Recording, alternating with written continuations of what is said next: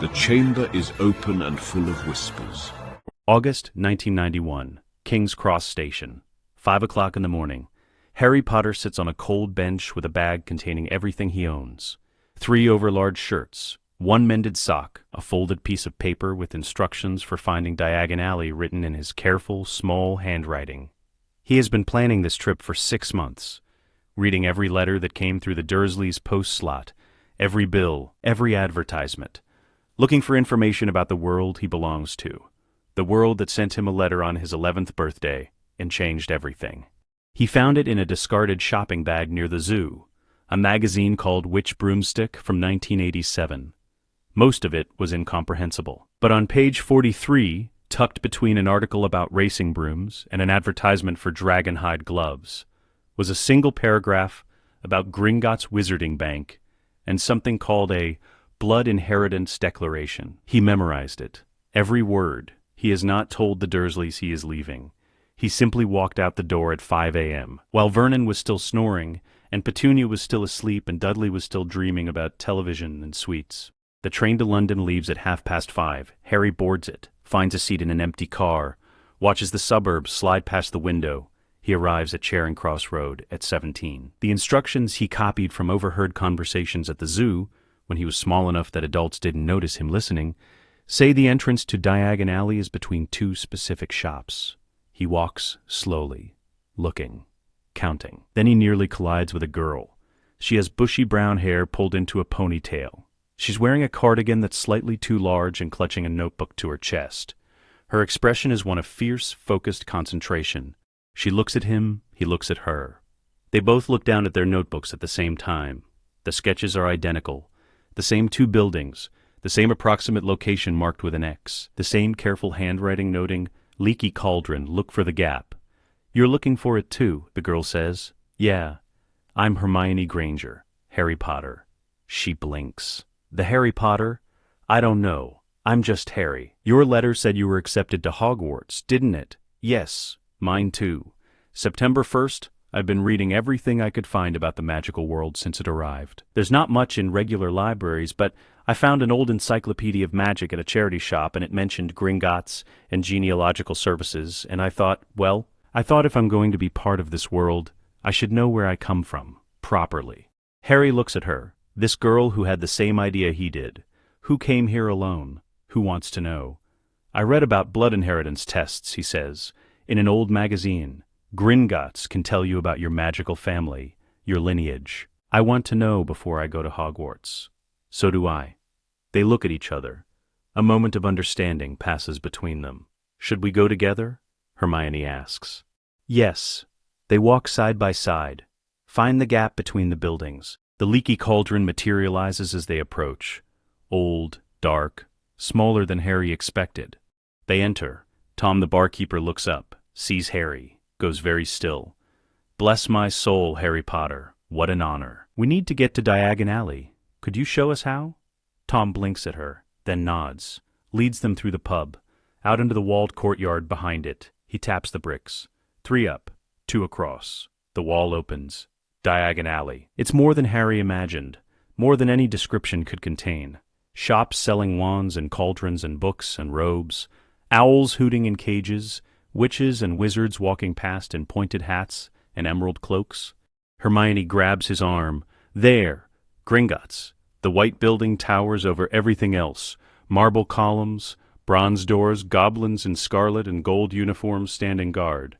They walk toward it. Don't stop. Don't look at the other shops. This first. They climb the steps, push through the bronze doors, enter the marble hall. It's vast, cold. Goblins working at a long counter counting coins, weighing jewels, writing in ledgers with long feathered quills. A goblin looks up as they approach. His face is sharp, intelligent. His eyes miss nothing. "Yes?" Harry speaks. "We'd like to request a blood inheritance test. Both of us." The goblin's expression doesn't change. "You are aware of what such a test entails?" "Yes. It reveals magical lineage, lordships, vault access, everything connected to our blood. And you are both of age to request this independently?" "I'm 11, Harry says. "So is she." But the magazine I read said any magical person can request a heritage test at Gringotts. There was no age restriction mentioned. The goblin studies them, then sets down his quill. Wait here. He disappears through a side door, returns 3 minutes later with another goblin. This one is older, taller, wearing more elaborate robes. I am Senior Account Manager Ironscale. You wish to undergo a formal blood inheritance declaration? Yes, sir. Hermione says. Ironscale looks at them for a long moment, then nods once. Follow me. He leads them through corridors of white marble, down, deep into the bank. The air grows colder. The sounds of the main hall fade. They reach a door, heavy oak. Ironscale opens it. The room beyond is small. An obsidian table in the center, 2 white parchments laid out on its surface, 2 ceremonial silver needles beside them. The blood inheritance ritual is ancient, Ironscale says, older than the Ministry of Magic, older than Hogwarts. It reveals the truth of your magical lineage, every house, every title, every vault to which you have a blood claim. Once the ritual is complete, what is revealed cannot be hidden. Do you understand? Yes, Harry says. Ironscale gestures to the table. Then begin. 1 drop of blood on the parchment. The magic will do the rest.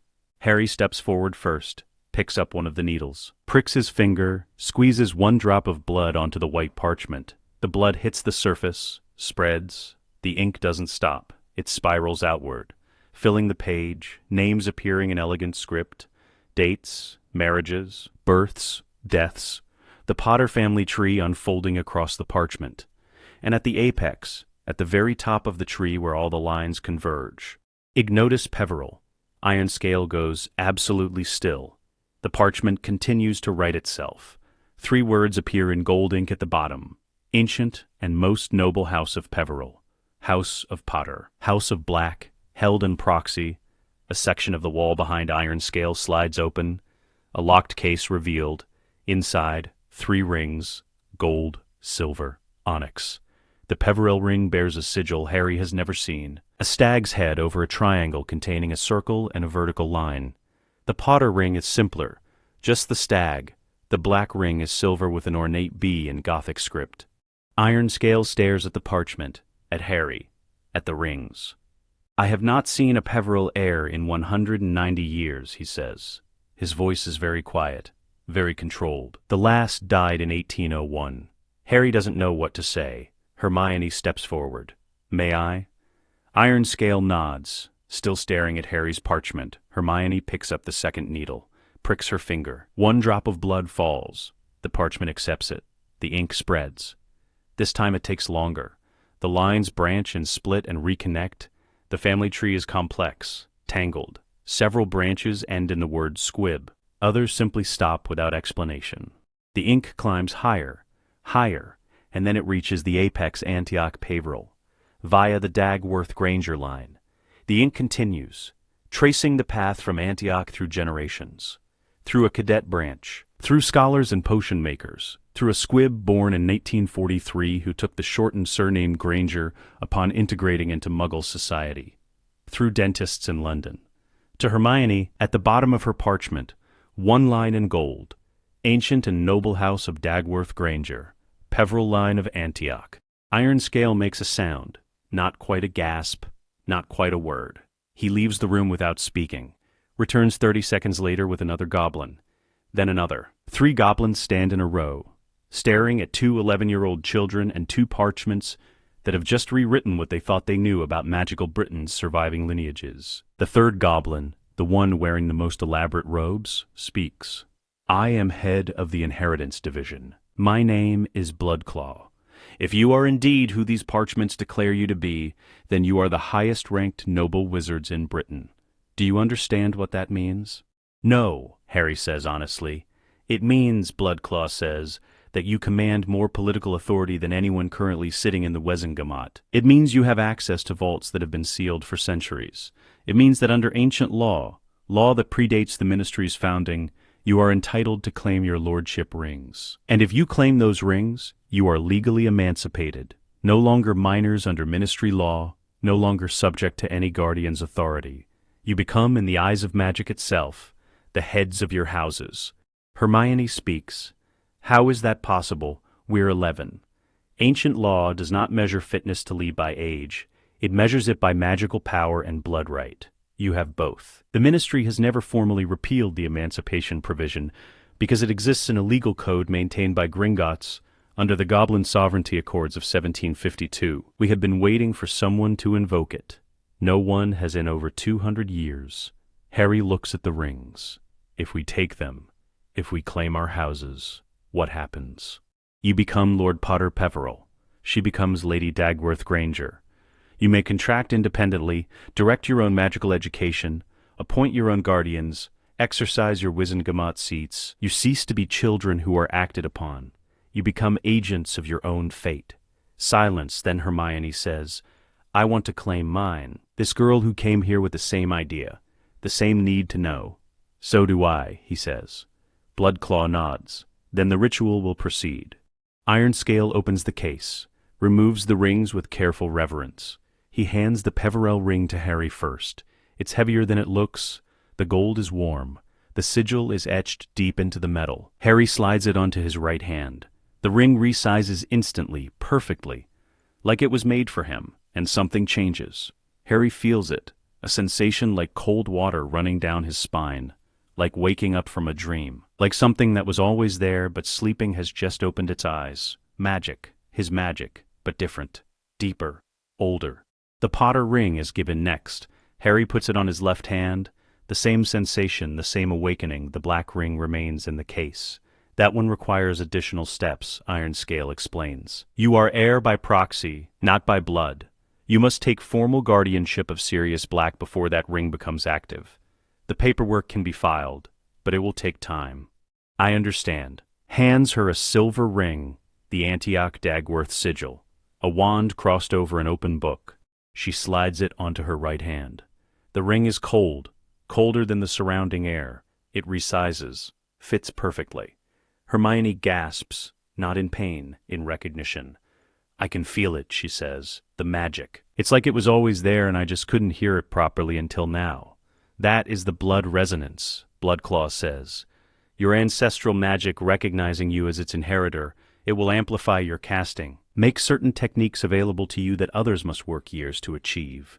Wandless magic, runic casting, the old arts that predate modern wand work. He gestures to the table. 2 documents appear, long, dense with text. These are emancipation papers. They require your signature in blood. Once signed, the papers will be notarized with a seal that has not been used since 1802. The ministry will be notified within the hour. Harry reads the document. It's written in formal language, legal terminology he has to parse carefully. But the meaning is clear. By claiming the lordship ring of an ancient house, he is declaring himself the head of that house. By blood and magic and law, he is accepting responsibility for everything that entails. He signs. 1 drop of blood next to his name. Hermione signs hers. Bloodclaw produces a seal from his robes, heavy, iron. He presses it to both documents. The metal glows red-hot for an instant, then cools. The seal's impression remains, a symbol Harry doesn't recognize, but Bloodclaw looks at it with something like satisfaction. It is done, you are emancipated. Lord Potter Peverell, Lady Dagworth Granger. The ministry will receive notification by 9 o'clock this morning. I expect the headmaster of Hogwarts will have questions. Let him ask them, Hermione says. Bloodclaw almost smiles. They leave Gringotts 1 hour later. It's 8:30 in the morning. Diagon Alley is waking up. Shopkeepers opening their doors, witches and wizards beginning their day. Harry and Hermione step out into the August sunlight. 2 11-year-olds wearing rings that are older than the Ministry of Magic. Hermione opens her notebook to a fresh page, uncaps her pen. Right, she says. We have approximately 3 weeks before term starts. We need to purchase our school supplies. But more importantly, we need to understand what we've just claimed. The vault access, the family grimoires, the political implications, everything. We need a plan, Harry says. We need several plans. Where do we start? Hermione taps her pen against the notebook. Thinking. We start with knowledge. We go back to Gringotts. We request access to our family vaults. We find out what's actually in them. Books, records, whatever our ancestors left us. We read everything. We learn everything. Then we decide what to do with it. Harry nods. And after that, We buy our wands. We purchase our school supplies. We find somewhere to stay for the next 3 weeks that isn't your relative's house or my parents' house. Somewhere we can work without interruption. Gringotts might rent us a property. If we're emancipated, we can lease under our own names. That's a good idea. They stand there, the morning sun warming the street, the realization settling over them of what they've just done. They didn't stumble into power. They claimed it, deliberately, with full knowledge of what it meant. Harry looks at the ring on his finger, the Peverell sigil. He doesn't know yet what Ignatius Peverell did or who he was. But he will. Hermione is already writing, a list forming in her notebook. Numbered, organized, comprehensive return to Gringotts, request vault access, catalog contents, identify useful materials, arrange temporary residence, begin study. She looks up. Ready? As two people with authority who are about to exercise it. The future has not been written yet, but they are holding the pen. Hogwarts School of Witchcraft and Wizardry, Headmaster's Office, 9:47 a.m. Albus Dumbledore is eating breakfast alone. A simple meal, toast with marmalade, tea, an apple. He is feeding pieces of toast to Fawkes when the scroll materializes. It appears in mid-air, drops onto his desk. The wax seal is dark red, the ministry seal, marked urgent. Dumbledore sets down his toast, opens the scroll. He reads it once, reads it again, reaches for a lemon drop from the dish on his desk, holds it in his hand without eating it. The scroll is from the Department of Magical Law Enforcement. Formal notification: Harry James Potter, born the 31st of July, 1980, has undergone a formal Gringotts inheritance claiming. He is now legally Lord Potter Peverell, head of 2 ancient houses, emancipated minor, no longer in need of nor subject to any designated guardian arrangement. Dumbledore sits very still. Then, a second scroll materializes. This one concerns Hermione Jean Granger, born the 19th of September, 1979. Blood inheritance test conducted same date as Mr. Potter. Results. Ancient lineage confirmed via the Dagworth Granger line, descending from Antioch Peverell, emancipated as Lady Dagworth Granger. Dumbledore looks at the ceiling for 6 full seconds. Then he says, very quietly, "Oh." He stands, walks to the window, looks out over the grounds of Hogwarts. 2 children, 11 years old, have just legally removed themselves from his carefully constructed plan. Harry was supposed to be with the Dursleys, protected by blood wards, isolated, controllable. Hermione was supposed to be an unknown factor. A Muggle-born girl with no political connections and no influence. Neither of those things is true anymore. Dumbledore closes his eyes. "What have you done, Harry?" The portraits on the walls watch him, silent, waiting. London, Department of Magical Law Enforcement. Same morning, a file lands on the desk of an enforcement officer named Marcus Whitby. He opens it, reads the complaint, goes very still. Then he calls his supervisor. 10 minutes later, 3 ministry officials are reviewing the same document. The complaint is filed by Lord Harry James Potter Peverell, acting through Gringotts legal representation. It details 11 years of documented neglect by his Muggle relatives, confinement to a cupboard under the stairs, denial of adequate food and clothing, deliberate withholding of information regarding his magical heritage, physical punishment for accidental magic. The file includes witness statements from neighbors, photographs of the cupboard, medical records noting malnutrition and old injuries. It is comprehensive, damning, impossible to ignore. The supervising officer, a woman named Amelia Bones, sets down the file. "This is legally actionable," she says. "We are required to investigate. If the claims are substantiated, the guardians will face charges." The complaint also requests, Marcus Whitby adds, that Lord Potter be formally removed from the guardianship arrangement and that all ministry protections associated with that placement be dissolved. On what grounds? On the grounds that he is emancipated. He no longer requires a guardian. Bones looks at the emancipation certificate attached to the file. Gringotts seal, blood clause signature. Everything legal. Everything correct. "This is going to cause problems," she says. "Yes, ma'am. File the investigation paperwork. Send notification to the Muggle Guardians, and someone contact Dumbledore. He's going to need to explain why he placed the boy who lived in an abusive household for 11 years. Number 4. Privet Drive. 10:15 a.m. Vernon Dursley is drinking his morning coffee when the owl arrives. It crashes through the kitchen window, glass shattering, wings flapping, a scroll tied to its leg. Vernon roars, tries to grab the owl. The owl bites him, drops the scroll on the table, flies back out through the broken window. Petunia screams. Vernon grabs the scroll, rips it open. Ministry of Magic, Department of Magical Law Enforcement Child, Welfare Division. To Vernon and Petunia Dursley, Investigation into the treatment of Harry James Potter.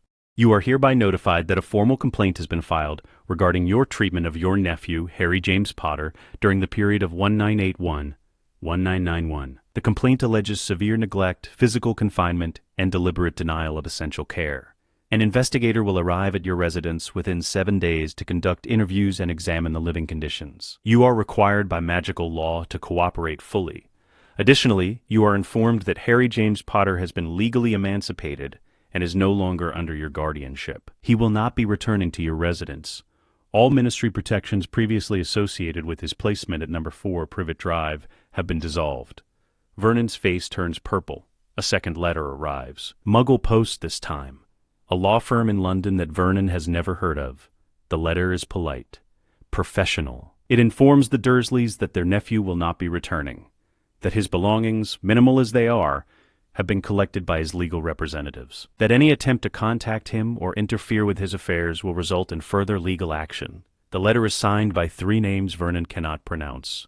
Goblins, acting as solicitors. Vernon throws both letters in the bin, storms upstairs, slams the door. Petunia stands in the kitchen, staring at the broken window, at the glass on the floor. "He's gone," she says quietly. Dudley, watching from the doorway, says, "Who's gone?" "The boy. He's not coming back." "Good. I didn't like him anyway." Oxford, the Granger residence. Same day. Evening, Hermione's parents sit at the kitchen table reading a letter. 6 pages long, handwritten. Their daughters, careful script. "Dear Mum and Dad, I need to tell you something. I've discovered that I'm not actually Muggle-born. I know that's going to sound strange, but please keep reading. The Gringotts blood test, the Peverell lineage, the Dagworth-Granger connection, the emancipation. It includes 3 appendices, one detailing the history of the Dagworth-Granger family, one explaining the legal status of emancipated magical minors, one outlining Hermione's plans for the next 3 weeks. Mr. Granger sets down the letter, looks at his wife. Our daughter is magical nobility. Apparently, how do you feel about this? Mrs. Granger is quiet for a moment. Then she says, I feel proud. She went to that bank alone. She asked the right questions. She took control of her own future. That's our daughter. That's who we raised. She wants to stay with a boy she met this morning, someone named Harry Potter, for 3 weeks, while they study their family histories. She also says he's emancipated, that he's been living with abusive relatives and needs somewhere safe. And she's asking our permission even though she's technically no longer required to. Granger reads the letter again. She wants both of them to stay here, in our home, while they prepare for Hogwarts. Yes, pride and sadness and love all mixed together.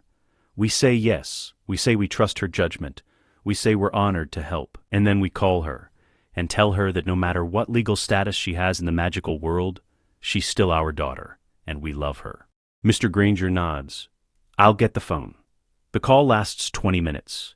Hermione explains everything in more detail, answers every question. Her parents listen. Ask clarifying questions. Don't panic.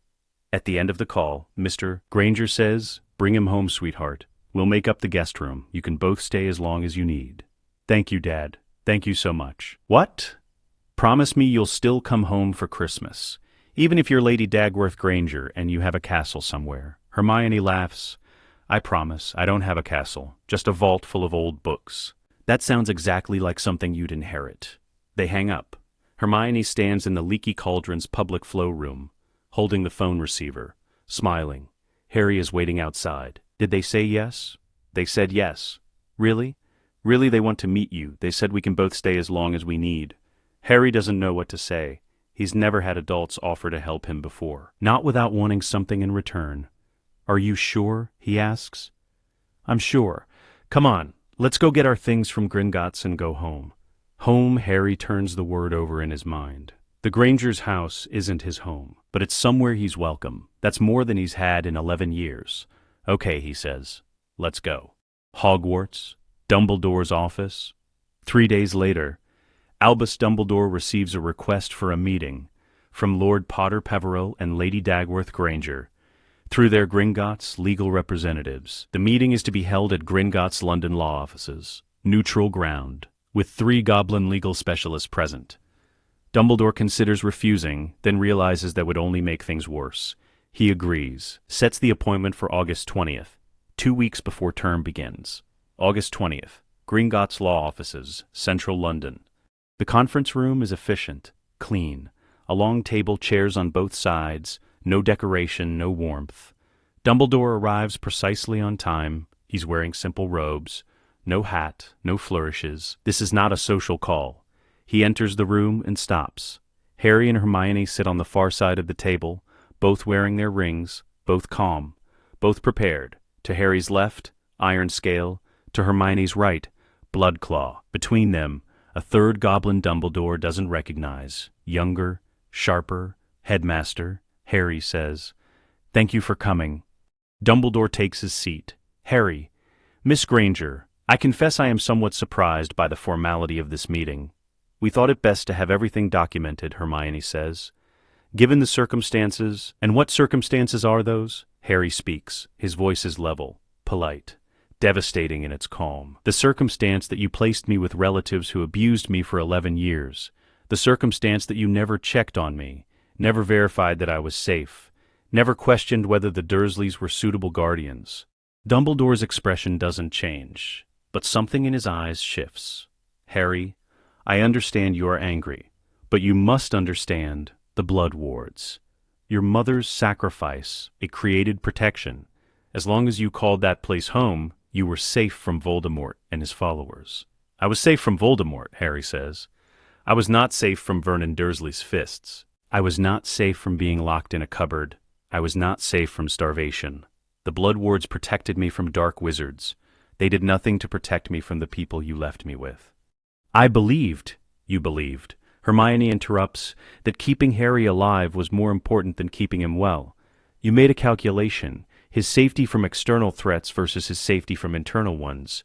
You chose external. That was your decision, but it was the wrong decision.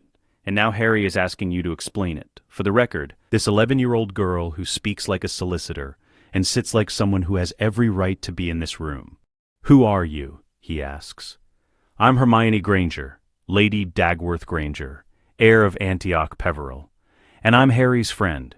We met 3 weeks ago, we went to Gringotts together, and we're going to Hogwarts together, as emancipated students who are under no obligation to follow any plan you may have made for us." Silence. Dumbledore sits back in his chair. "I see. Do you?" Harry asks. "Because from where I'm sitting, it looks like you made a lot of assumptions. You assumed I would be grateful to be rescued from the Dursleys. You assumed I would trust you without question. You assumed you could guide my education and my choices because I wouldn't know any better. But I do know better. Hermione and I both do. We've read our family histories. We've studied our legal rights. We know exactly what we're entitled to and what we're not required to tolerate. Harry, I never intended. I don't care what you intended. I care what you did. You left me in a house where I was hurt. You didn't check on me. You didn't ask if I was safe. You just assumed the Blood Wards were enough. They weren't." Dumbledore is quiet for a long moment. Then he says, "You are right, I made a choice. I believed that your survival was the most important thing, that any suffering you endured would be temporary compared to the threat Voldemort represented. I was wrong to assume that the ends justified the means. I apologize." He doesn't know what to do with it. Hermione does. Your apology is noted, but it doesn't change what happens next.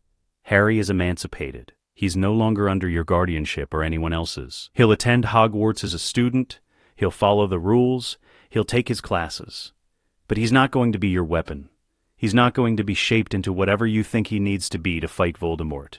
He's going to be himself, and I'm going to help him. And what about you, Miss Granger? What do you want from this meeting? I want you to understand that we're not children who need protecting. We're not pieces on a game board. We're people. With rights. With power. And we're going to use both. If you try to manipulate us or control us, we'll know. And we'll respond. Not with anger, with legal action, with political pressure, with every tool our family's legacies give us. Do you understand? Dumbledore looks at her, then at Harry. then at the three goblins sitting silently at the table. "I understand." "Good," Hermione says. "Then we're done here." Dumbledore stands. "Before I leave, may I ask one question? You may ask, what do you intend to do with the power you've claimed?" Harry and Hermione look at each other. Some silent communication passes between them. Then Harry says, "We're going to use it to be ready. For whatever comes, we're not going to hide. We're not going to wait. We're going to learn everything our ancestors knew. And when Voldemort comes back, because he will come back, we're going to be prepared. And I hope, when the time comes, that you will allow me to help. If you help honestly," Hermione says, "we'll accept it. If you manipulate or deceive, we won't. It's that simple. That is very fair. Good day, Lord Potter. Lady Granger." He leaves. The door closes behind him. Ironscale speaks. "That was well done." "Thank you," Harry says. "He will test you. Dumbledore is many things, but predictable is not one of them. He will attempt to guide you in subtle ways. You must remain vigilant. We will." Bloodclaw produces a folder. "We have one additional matter to discuss. Professor Bathsheba Babbling has agreed to act as your tutor for the remainder of August. She will teach you the foundations of ancient runes, using materials from your family vaults. She comes highly recommended and has no political affiliations that would compromise her neutrality." "When does she start?" Hermione asks. "Tomorrow. She will come to the Granger residence for 2 hours each morning. The fee has been paid from your vault." "Thank you." The meeting ends. Harry and Hermione leave Gringotts' offices. Step out into the London afternoon.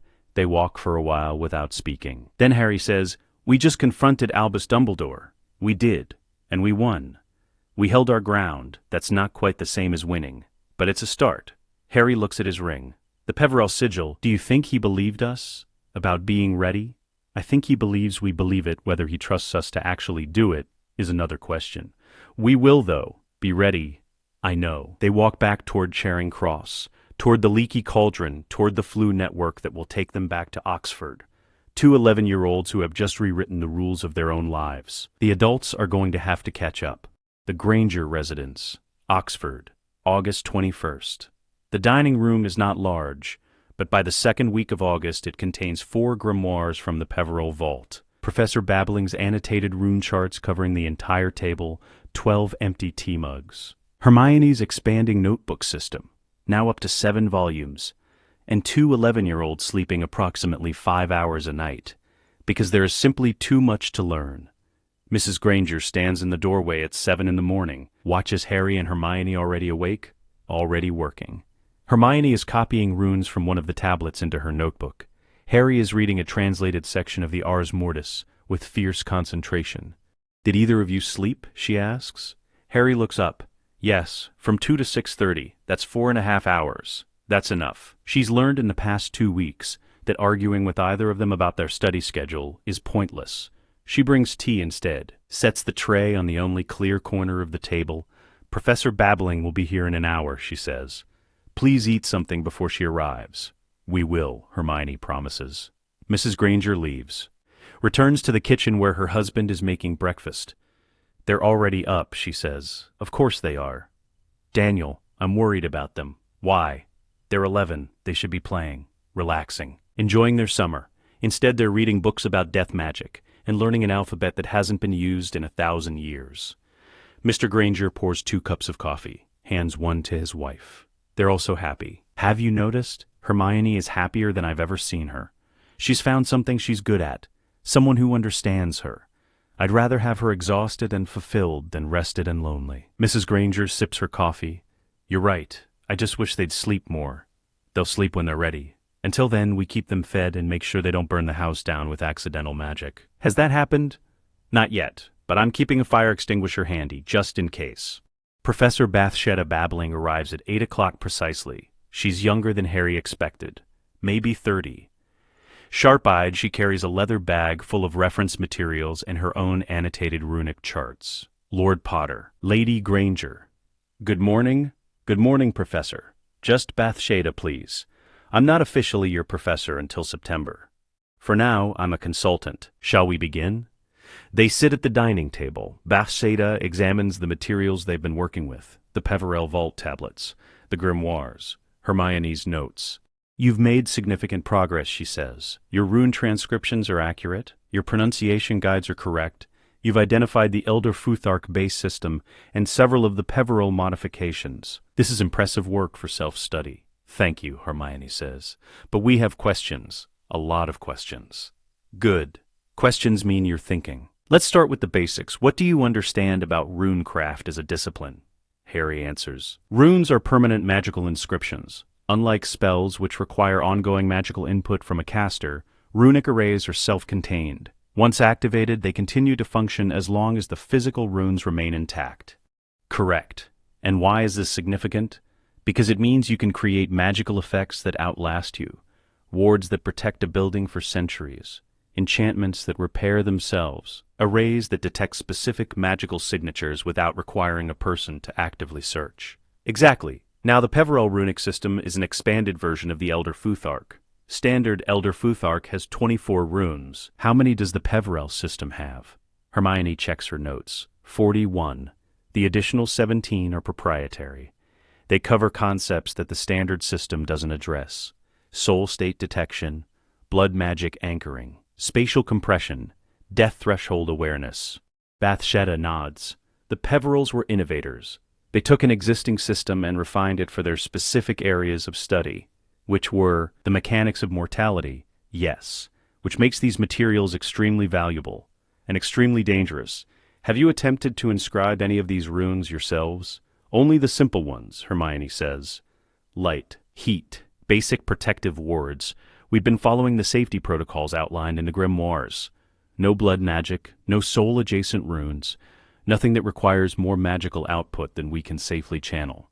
Good. That's exactly right. Runecraft is precise. One incorrect line, one misplaced activation rune. The array can collapse. Or worse, it can activate improperly and produce effects you didn't intend. She pulls out a piece of parchment, draws 3 runes in quick succession. This is a basic light ward. 3 runes. Elder Futhark standard. If I inscribe this correctly and activate it, the area around the inscription will remain illuminated for as long as the runes are intact. If I make this error, she modifies one of the runes slightly. The array attempts to pull light from the surrounding area instead of generating it. The room goes dark, permanently, until someone physically destroys the runes. Harry leans forward. So precision is everything. Precision is survival. In runecraft, there is no such thing as a small mistake. Every line matters. Bathsheba teaches them the correct way to inscribe each rune, the angle of the lines, the depth of the carving, the sequence of activation. By the end of the session, Harry can inscribe a functional heat ward on a piece of wood. The ward generates warmth without burning, steady, sustainable. Hermione has created a light ward on parchment that glows with a soft, consistent brightness. She holds it up, studies it, smiles. I made this, she says. You did, Bathsheba confirms. That's real magic, ancient magic. Well done. After Bathsheba leaves, Harry and Hermione sit at the table, both tired, both satisfied. This is incredible, Hermione says. In 2 weeks we've learned more practical magic than most first years learn in a full term. Because we have resources they don't, Harry says, and we're using them. Do you think it's unfair that we have access to all of this when other students don't? I think we were given an advantage by accident at birth. We didn't earn it, but we can earn what we do with it. If we use this knowledge to help people, to make things better, then the advantage becomes something worth having. Hermione nods. I like that. They return to their work, Hermione transcribing more runes, Harry reading the Ars Mortis. That evening, the Granger living room. Mr. and Mrs. Granger sit with Harry and Hermione after dinner. A quiet moment. The studying paused. How are you both feeling? Mrs. Granger asks. Honestly, tired, Hermione says. Excited, a little overwhelmed, but good. Harry? Harry doesn't answer immediately. He's been at the Granger's house for 2 weeks. It's the longest he's ever stayed anywhere that felt safe. I'm grateful, he says finally. You've let me stay here. You've fed me. You haven't asked for anything in return. I don't know how to thank you for that. Mr. Granger sets down his tea. Harry, you're our daughter's friend. You needed help, that's all the reason we need. You don't owe us anything. You've been through things no child should experience. You've claimed responsibilities that would crush most adults, and you're handling it with grace and intelligence and courage. That's extraordinary. But you're still a child, and while you're here, you're part of this family.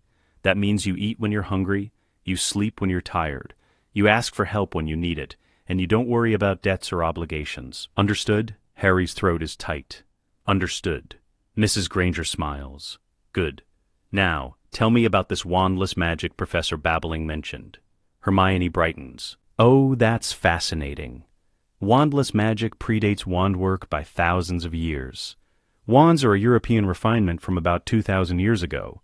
Before that, all magic was wandless. It requires three things: intent clarity, will density, and blood resonance. She explains the concepts. Her parents listen, ask questions, engage. This, Harry thinks, is what family is supposed to feel like. People who care about you, who want to understand what you're doing, who support you without needing to control you. He's never had this before. He wants to keep it. August 30th, 1 week before Hogwarts. Harry and Hermione have been working for 3 weeks. The results are visible. Harry can perform basic wandless lumos. The light is weaker than it would be with a wand, but it's present, sustainable. He can also levitate small objects without speaking, the Wingardium Leviosa incantation internalized, the magic responding to pure intent. Hermione has memorized the complete Peverell runic alphabet, all 41 runes. She can inscribe a functional protective ward on paper that genuinely repels minor hexes. She's tested it, had Harry fire a low-powered stinging hex at the paper. The ward held. Professor Babbling reviewed their progress yesterday. She was quiet for a long moment after examining their work. Then she said, "You're operating at third-year proficiency. In some areas, fourth year. I've never seen students advance this quickly." "Is that a problem?" Hermione asked. "No. It's remarkable, but it also means you're going to be very bored in your first-year classes. The curriculum is designed for students who have never performed magic before. You're well beyond that. You attend the classes, you do the assignments, you don't show off, and you continue your independent study in your free time. The Hogwarts Library has a restricted section. You'll have access to it. Your emancipation status grants you that right. Use it. Learn everything you can. Selectively, the grimoires are divided into 7 books. They've read the first 3. Those cover soul theory, the nature of death, and basic death-adjacent magic like spirit communication and peaceful passage rites. Books 4 through 7 are more dangerous. Horcrux creation, necromancy, soul binding, forced resurrection. They made a formal agreement, written, witnessed by the goblins, filed with Gringotts. They will not access books 4 through 7 until they are 15 years old. 4 more years of magical education. 4 more years of maturity. 4 more years to understand the responsibility those techniques require. Hermione drafted the agreement. Harry signed it without hesitation. "We could read them now," Hermione said. "We have access. We could learn it all." "We could," Harry agreed, "but we shouldn't. Just because we can do something doesn't mean we should. That's the whole point of having power, knowing when not to use it. I read it in one of the grimoires. Ignatius Peverell wrote it. Power exercised is a choice. Power restrained is wisdom." I like that. The agreement was filed. Books 4 through 7 remain sealed by their own mutual decision. September 1st, 1 day before Hogwarts, Harry and Hermione sit in the Granger garden, their trunks packed, their school supplies purchased, their wands, bought 2 weeks ago from Ollivander, who stared at both of them for a very long time before finding the right matches, wrapped carefully and ready. Harry's wand is 11 inches, holly and phoenix feather, the same core as another wand, Ollivander said cryptically. He didn't explain which one. Hermione's wand is 10 3/4 inches, vine wood and dragon heartstring. A wand for the ambitious and the meticulous, Ollivander said. Use it well. They've spent the afternoon testing their wands, getting used to the feel, the way the magic channels differently through wood than through pure intent. "Are you nervous?" Hermione asks. "About Hogwarts? No. About what comes after? Yes. What comes after? Voldemort. The war that's going to happen eventually, using everything we've learned to actually make a difference. We will make a difference." "How do you know?" "Because we're not waiting for someone to save us. We're saving ourselves." That's how change starts, with people who refuse to be victims. Harry looks at her, this girl who walked into Diagon Alley alone, who claimed her heritage without flinching, who is sitting in her parents' garden talking about war and responsibility like it's a chess game she's planning to win. "I'm glad I met you," he says. "I'm glad I met you too." They sit in the garden until sunset. Tomorrow they go to Hogwarts. Tomorrow their real education begins. But tonight they're just two children in the last hour of summer, watching the sky turn gold and knowing that everything is about to change. And they're ready. September 1st, 1991, the Hogwarts Express. Platform 9 3/4 is chaos. Families saying goodbye, trunks being loaded, owls hooting in cages, the scarlet engine gleaming in the morning light. Harry and Hermione stand on the platform with the Grangers. Mr. Granger has insisted on driving them to King's Cross. Mrs. Granger has packed them each a lunch that could feed 3 people. "You'll write?" Mrs. Granger asks. "Every week," Hermione promises. "I'll tell you everything." "And you'll eat properly, sleep enough, not work yourselves into exhaustion?" "We'll do our best, I promise." Mrs. Granger hugs her daughter. Then, to Harry's surprise, hugs him too. "Take care of each other," she says. "We will," Harry says. They board the train. Find a compartment near the middle. Settle in. The train pulls away from the platform at exactly 11 o'clock. London disappears behind them. The countryside unfolds. 30 minutes into the journey, the compartment door slides open. A boy with red hair and freckles stands there, tall, gangly, uncertain smile. "Mind if I sit? Everywhere else is full." Sets his trunk in the overhead rack. "I'm Ron." "Ron Weasley?" "Harry Potter?" "Hermione Granger." Ron's eyes widen. "Potter? Really? You're Harry Potter?" "Yes." "Blimey. The Harry Potter? The boy who lived." Harry doesn't know how to respond to that. He's heard the name before. Hagrid mentioned it. The people in the Leaky Cauldron whispered it. But he doesn't feel like the boy who lived. He just feels like Harry. "I'm just Harry," he says. Ron nods slowly. "Right, yeah. Sorry, I didn't mean to make it weird." "It's fine." "Are those real lordship rings?" "Yes," Hermione says. "So you're lords? At 11? Emancipated heads of ancient houses?" "Yes." Ron sits back, processing. "That's mental. I mean, that's brilliant, but mental. My whole family's been talking about it. The return of the Peverell line. Dad said it hasn't happened in 200 years. "Your father is correct," Hermione says. "So you're like magical nobility, technically. Do I have to bow or something?" Harry laughs. "No, definitely not. We're just students, same as you. Students who wear ancient lordship rings and probably have more money than my entire family combined." "That's not important," Harry says. "What's important is that we're going to Hogwarts. We're going to learn magic, and we're going to be friends, if you want to be." Ron grins. "Yeah, I'd like that." They talk for the rest of the journey. Ron tells them about his family. 6 brothers, 1 sister, his parents, the Burrow. Life in a magical household. Harry and Hermione listen, ask questions, learn. Ron is easy to talk to, funny, kind, a little insecure about his family's lack of money but not bitter about it, just resigned. When the lunch trolley comes, Harry buys enough sweets for all 3 of them. Ron tries to refuse. "I've got money, I can buy my own." "I know, but I want to share, please." Ron hesitates, then accepts. "Thanks." They eat chocolate frogs and Bertie Bott's every flavor beans and pumpkin pasties. Trade cards. Talk about Quidditch in classes and what house they think they'll be in. "I'm hoping for Gryffindor," Ron says. "Whole family's been in Gryffindor. Mum will have kittens if I'm not." "What if you're in a different house?" Hermione asks. "Then I'll prove I belong there. But I'd rather be in Gryffindor." "My parents were in Gryffindor," Harry says. "I think I'd like to be there too." "What about you?" Ron asks Hermione. "I don't know. I've read about all the houses. They each have merit. I suppose I'll go wherever the hat puts me. The Sorting Hat decides based on what you value, not what you're good at. That's what my brothers said. Then I suppose I value knowledge and courage and doing what's right even when it's difficult." "That's very Gryffindor," Ron says. The train slows. Hogsmeade Station, they change into their robes. Black, plain, the Hogwarts uniform. Harry and Hermione both keep their rings visible. Ron notices but doesn't comment. They disembark with the other first years. A voice booms across the platform. "Furs years. Furs years over here." A giant of a man. Hagrid. Harry recognizes him from descriptions in the books he's read. Half-giant, keeper of keys and grounds at Hogwarts. They follow Hagrid to the boats. 4 students per boat. Harry, Hermione, Ron, and a nervous-looking boy named Neville Longbottom climb into one. The boats cross the lake. the castle appears. Massive, ancient, towering over the water. Ron stares, wicked. Neville looks terrified. Hermione is already analyzing the architecture. The wards are extraordinary, multiple layers, centuries old, some of them predate the castle itself. You can feel the wards? Ron asks. Can't you? No. Is that normal?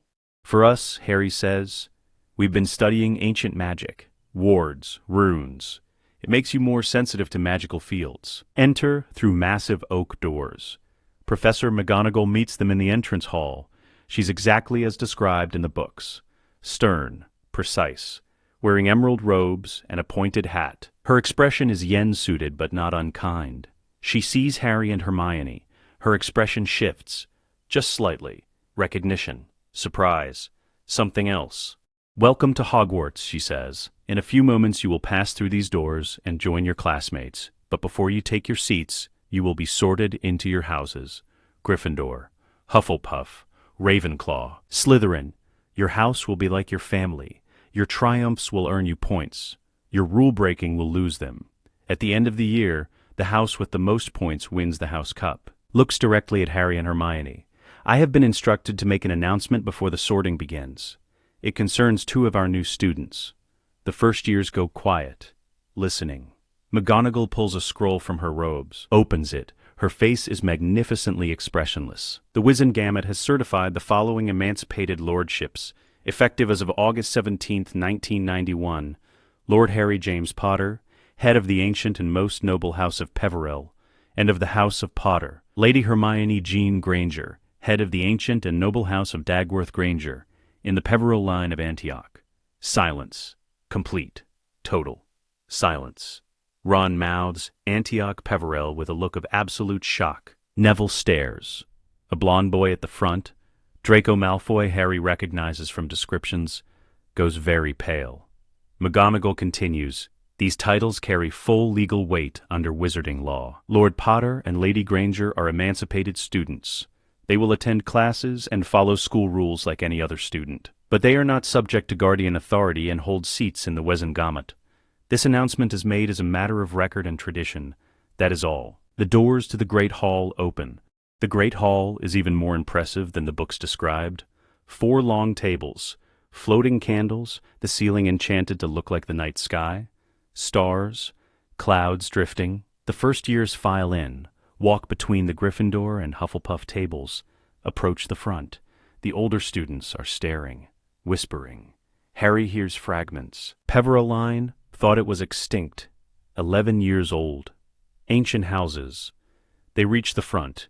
The Sorting Hat sits on a stool, old, patched, somehow both dignified and ridiculous.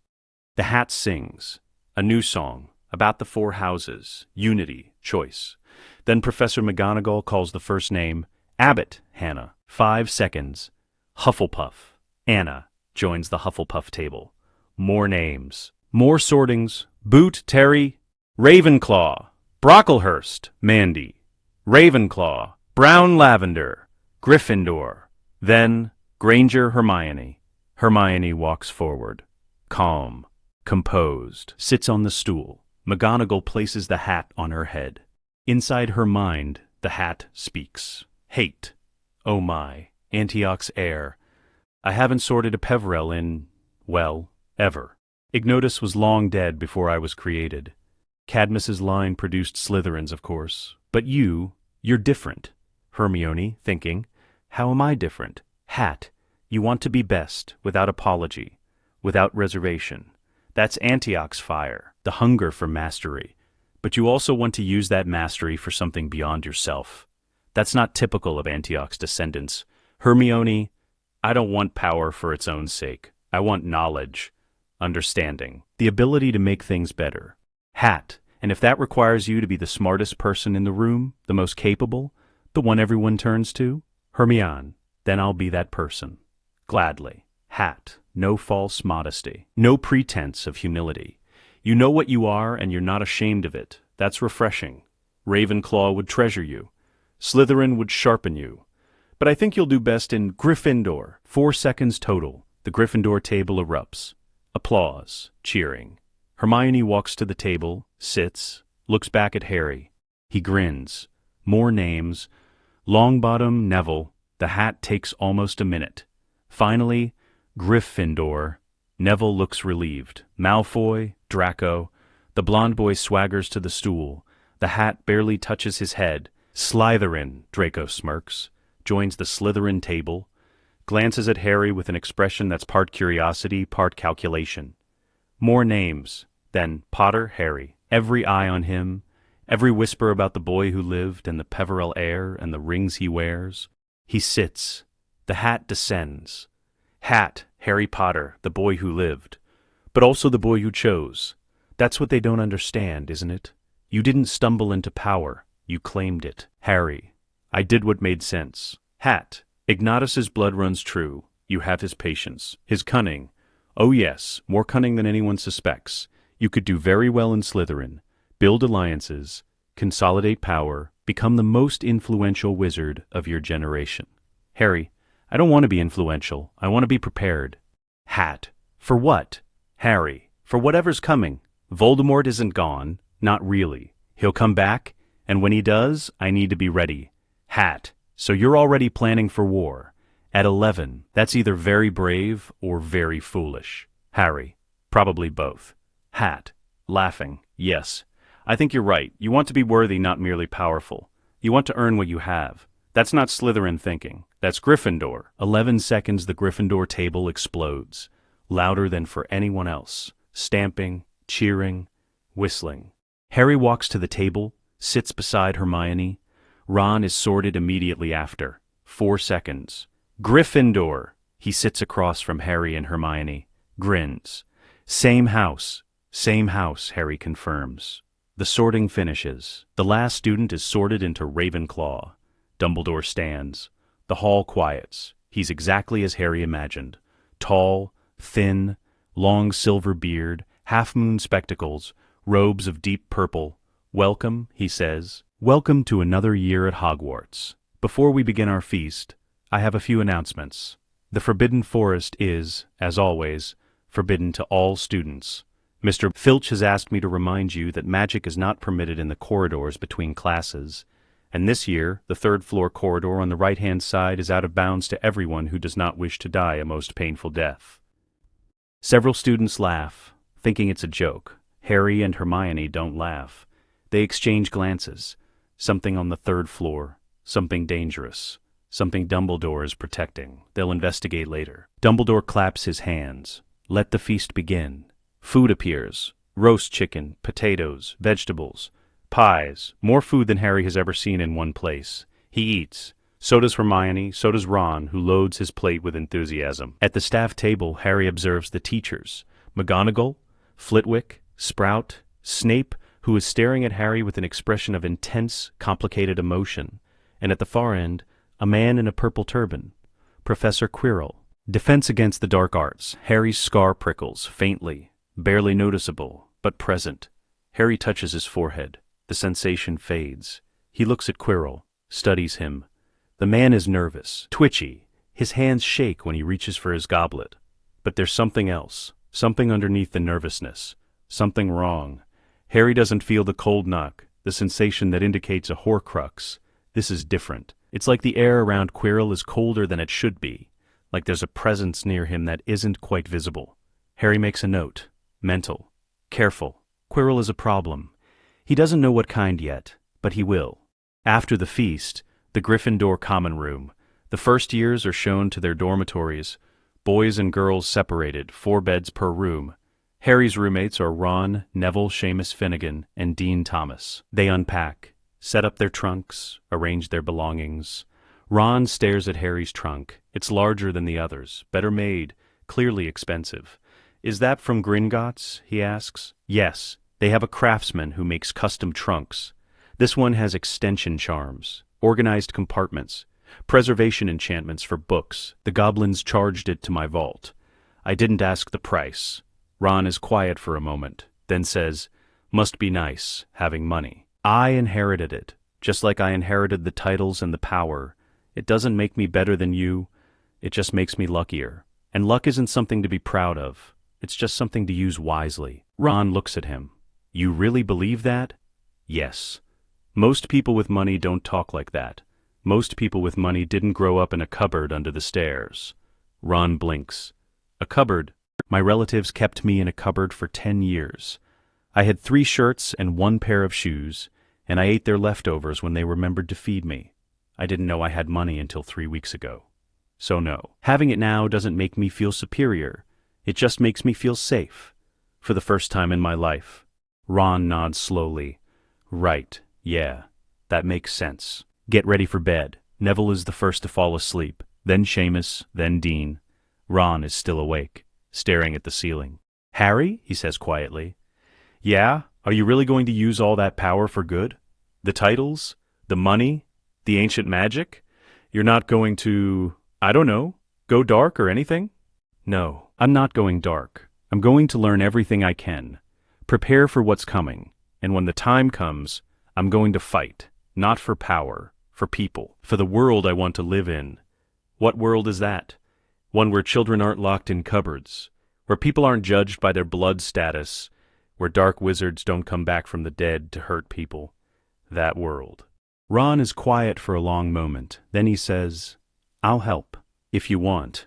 I'm not powerful like you, and I'm not brilliant like Hermione, but I'm loyal, and I'm good at chess, which means I'm good at strategy. So if you need someone to watch your back, I'm in.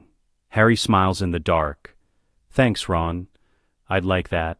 Mates? They sleep. Tomorrow classes begin. Tomorrow the real work starts. But tonight, 3 first years in Gryffindor Tower have found each other, and that's enough. October 1991, 6 weeks into term. Harry and Hermione sit in the library. Hermione is writing an essay for Transfiguration. Harry is reading a book on defensive magic that he borrowed from the restricted section. Professor Pince gave him access without question. His emancipation status grants him that right. He's been using it extensively. Ron finds them an hour before dinner. Sits down heavily. You two are always in here. We like reading, Hermione says without looking up from her parchment. You like reading more than Quidditch. That's mental. We attend the Quidditch matches, Harry says. We just don't obsess over them. I saw you get picked as Seeker, first-year Seeker. That's never happened before. And you're not even excited. I'm excited. It's just not my primary focus. What is your primary focus? Harry and Hermione exchange glances. They've been investigating Quirrell for 6 weeks. Carefully, quietly, building a file. Observations, patterns. Times when Quirrell's behavior changes. Moments when he seems like a different person entirely. And Harry's scar. It prickles around Quirrell, not constantly, but enough to notice, we're studying, Hermione says. That's our focus, learning as much as we can while we're here. You're both mental, but in a good way. He leaves to play chess with Seamus. Harry returns to his book, Hermione to her essay. 2 hours later, they're in the Gryffindor common room. Alone. Late. I think I've identified what Quirrell is, Harry says quietly. Tell me. Something different. A fragment of a soul that's not sealed in an object but clinging to a living person. How do you know? The Ars Mortis has a chapter on parasitic spirit anchoring. It describes exactly what I'm sensing around Quirrell. A cold presence, a secondary consciousness, something that shouldn't be there. Voldemort? Who else would it be? He's not dead. Not really. He lost his body, but his soul fragment survived. And now it's using Quirrell to search for something. What? I don't know, but I think it's in the school, something valuable enough that Voldemort would risk exposure to get it. Hermione thinks. Dumbledore said the 3rd floor corridor is forbidden, that going there would result in a painful death. Why would he say that unless there was something worth protecting? Something dangerous. Something important. And Quirrell, or the thing controlling him, wants it. What do we do? Harry pulls out parchment, begins writing. We document everything. Then we write to Dumbledore. Formally, we tell him what we've observed. We ask him to confirm whether there's a high-value magical artifact stored in the school. And we request clarification on the security protocols. You're going to tell Dumbledore directly? I'm not going to investigate this myself. We're 11. If Voldemort is possessing a professor, that's not something we handle alone. That's something we report to the adult who has the authority and power to deal with it. I learned it from you. Hermione smiles. Harry writes the letter. 2 pages, clear, precise. No accusations, just observations and questions. They send it the next morning via their shared owl, a barn owl Hermione named Archimedes. 3 days later, October 18th, Harry and Hermione are called to Dumbledore's office. The password is lemon drop. The gargoyle moves aside. They climb the spiral staircase. Dumbledore's office is exactly as described in the books. Circular, full of delicate silver instruments, portraits of previous headmasters sleeping in their frames, Fawkes on his perch. Dumbledore sits behind his desk. He looks tired. Lord Potter, Lady Granger, please sit. Dumbledore gestures to the letter on his desk. Harry's letter. This is thorough, concerning, and unfortunately largely correct. So there is an artifact? Hermione asks. Yes, the Philosopher's Stone, created by Nicholas Flamel. It grants immortality and turns any metal into gold. It is being stored here for safekeeping. From Voldemort, Harry says. Yes. And you believe Quirrell is compromised? I have suspected for some time. Your observations confirm it. The question is what to do about it. You remove him, Hermione says. Immediately, before he can access the stone. It's not that simple. If I remove Quirrell, Voldemort will know we're aware of him. He'll retreat. We'll lose our chance to capture him, or at least to learn what he's planning. So you're using the stone as bait, Harry says. I'm using it as a controlled test. The stone is protected by multiple enchantments, traps set by myself and the other professors. Quirrell cannot simply walk in and take it. He must work for it. And in doing so, he reveals his methods, his capabilities. May I make a suggestion? Please. She presents a diagram, 3 pages, detailed. Your current protections rely on challenges, puzzles, physical obstacles. Those are effective against most threats. But Voldemort is not most threats. He's a genius. He'll solve puzzles. He'll bypass obstacles. You need something he can't outsmart or overpower. What do you suggest? Runic wards. Specifically, a Peverell blood ward array keyed to reject any magic tainted by murder. Voldemort's soul has been fractured through murder. The ward would recognize that. Repel him. Make it impossible for him to touch the stone even if he reaches it. Dumbledore examines the diagram. This is advanced work, more sophisticated than anything currently taught at Hogwarts. And you can inscribe this? With supervision, yes. Dumbledore is quiet for a long time. Then he says, I will consider it. In the meantime, I ask that you both remain vigilant. If you notice any change in Quirrell's behavior, any new threats, report to me immediately. One more thing. The stone's final protection is the Mirror of Erised. Do you know what that is? The stone is hidden inside the mirror.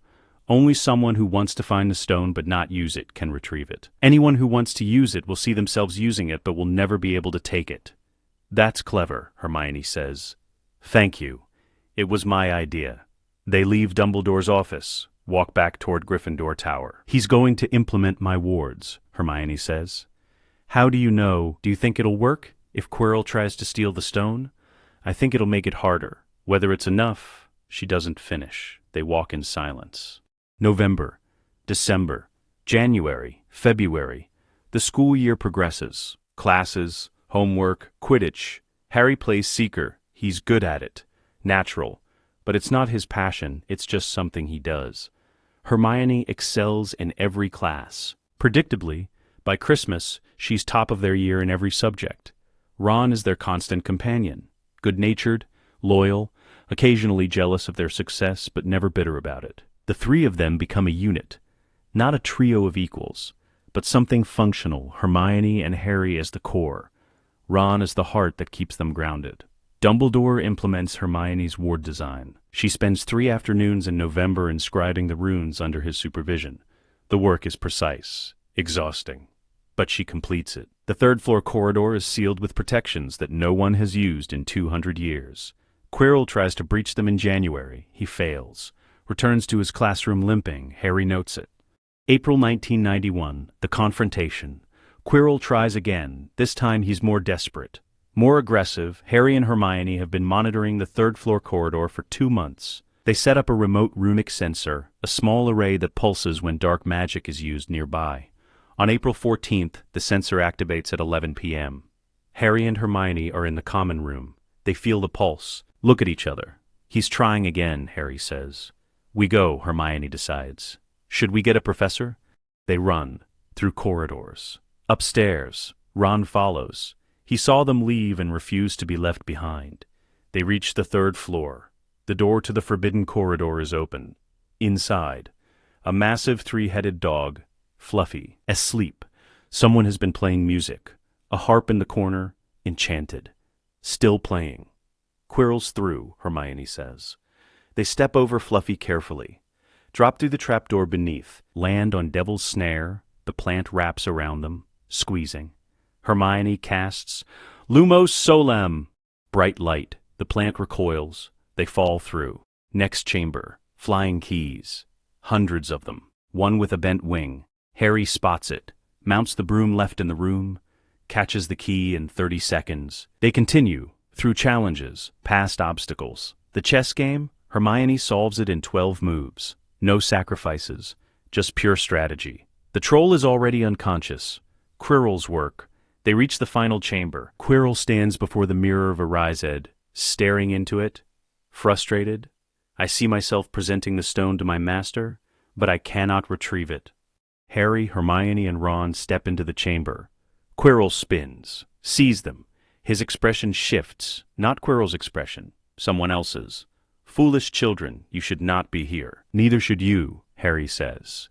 Quirrell's face twists. A voice speaks, not Quirrell's, higher, colder. Let me speak to them. Voldemort. Not a Horcrux, a spirit. A fragment of soul clinging to Quirrell like a leech. Harry Potter, the face says. The boy who lived. How fortunate I have wanted to meet you. Harry's scar burns, white hot. Blinding pain, he gasps. Hermione grabs his arm. Don't touch him, Voldemort says. Lily Potter's protection still lingers.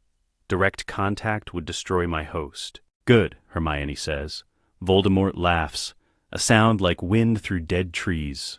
Brave, foolish, you cannot stop me. I will have the stone. I will return. And when I do, I will destroy everyone you love. Harry forces himself to focus through the pain. He remembers the Ars Mortis, the chapter on parasitic spirits. Spirit dissolution, a minor variant of animam solvere. It requires intent focus, wandless magical pressure, and the will to unmake the attachment without harming the host. Harry has all three. He raises his hand, not toward Quirrell, toward the air around Quirrell, the cold presence, the thing that shouldn't be there. He focuses, channels, his magic flows out, targeted, precise. The Elder Futhark dissolution sequence, spoken in his mind, not aloud. Voldemort screams. The spirit fragment begins to tear away from Quirrell, forced, unmaking.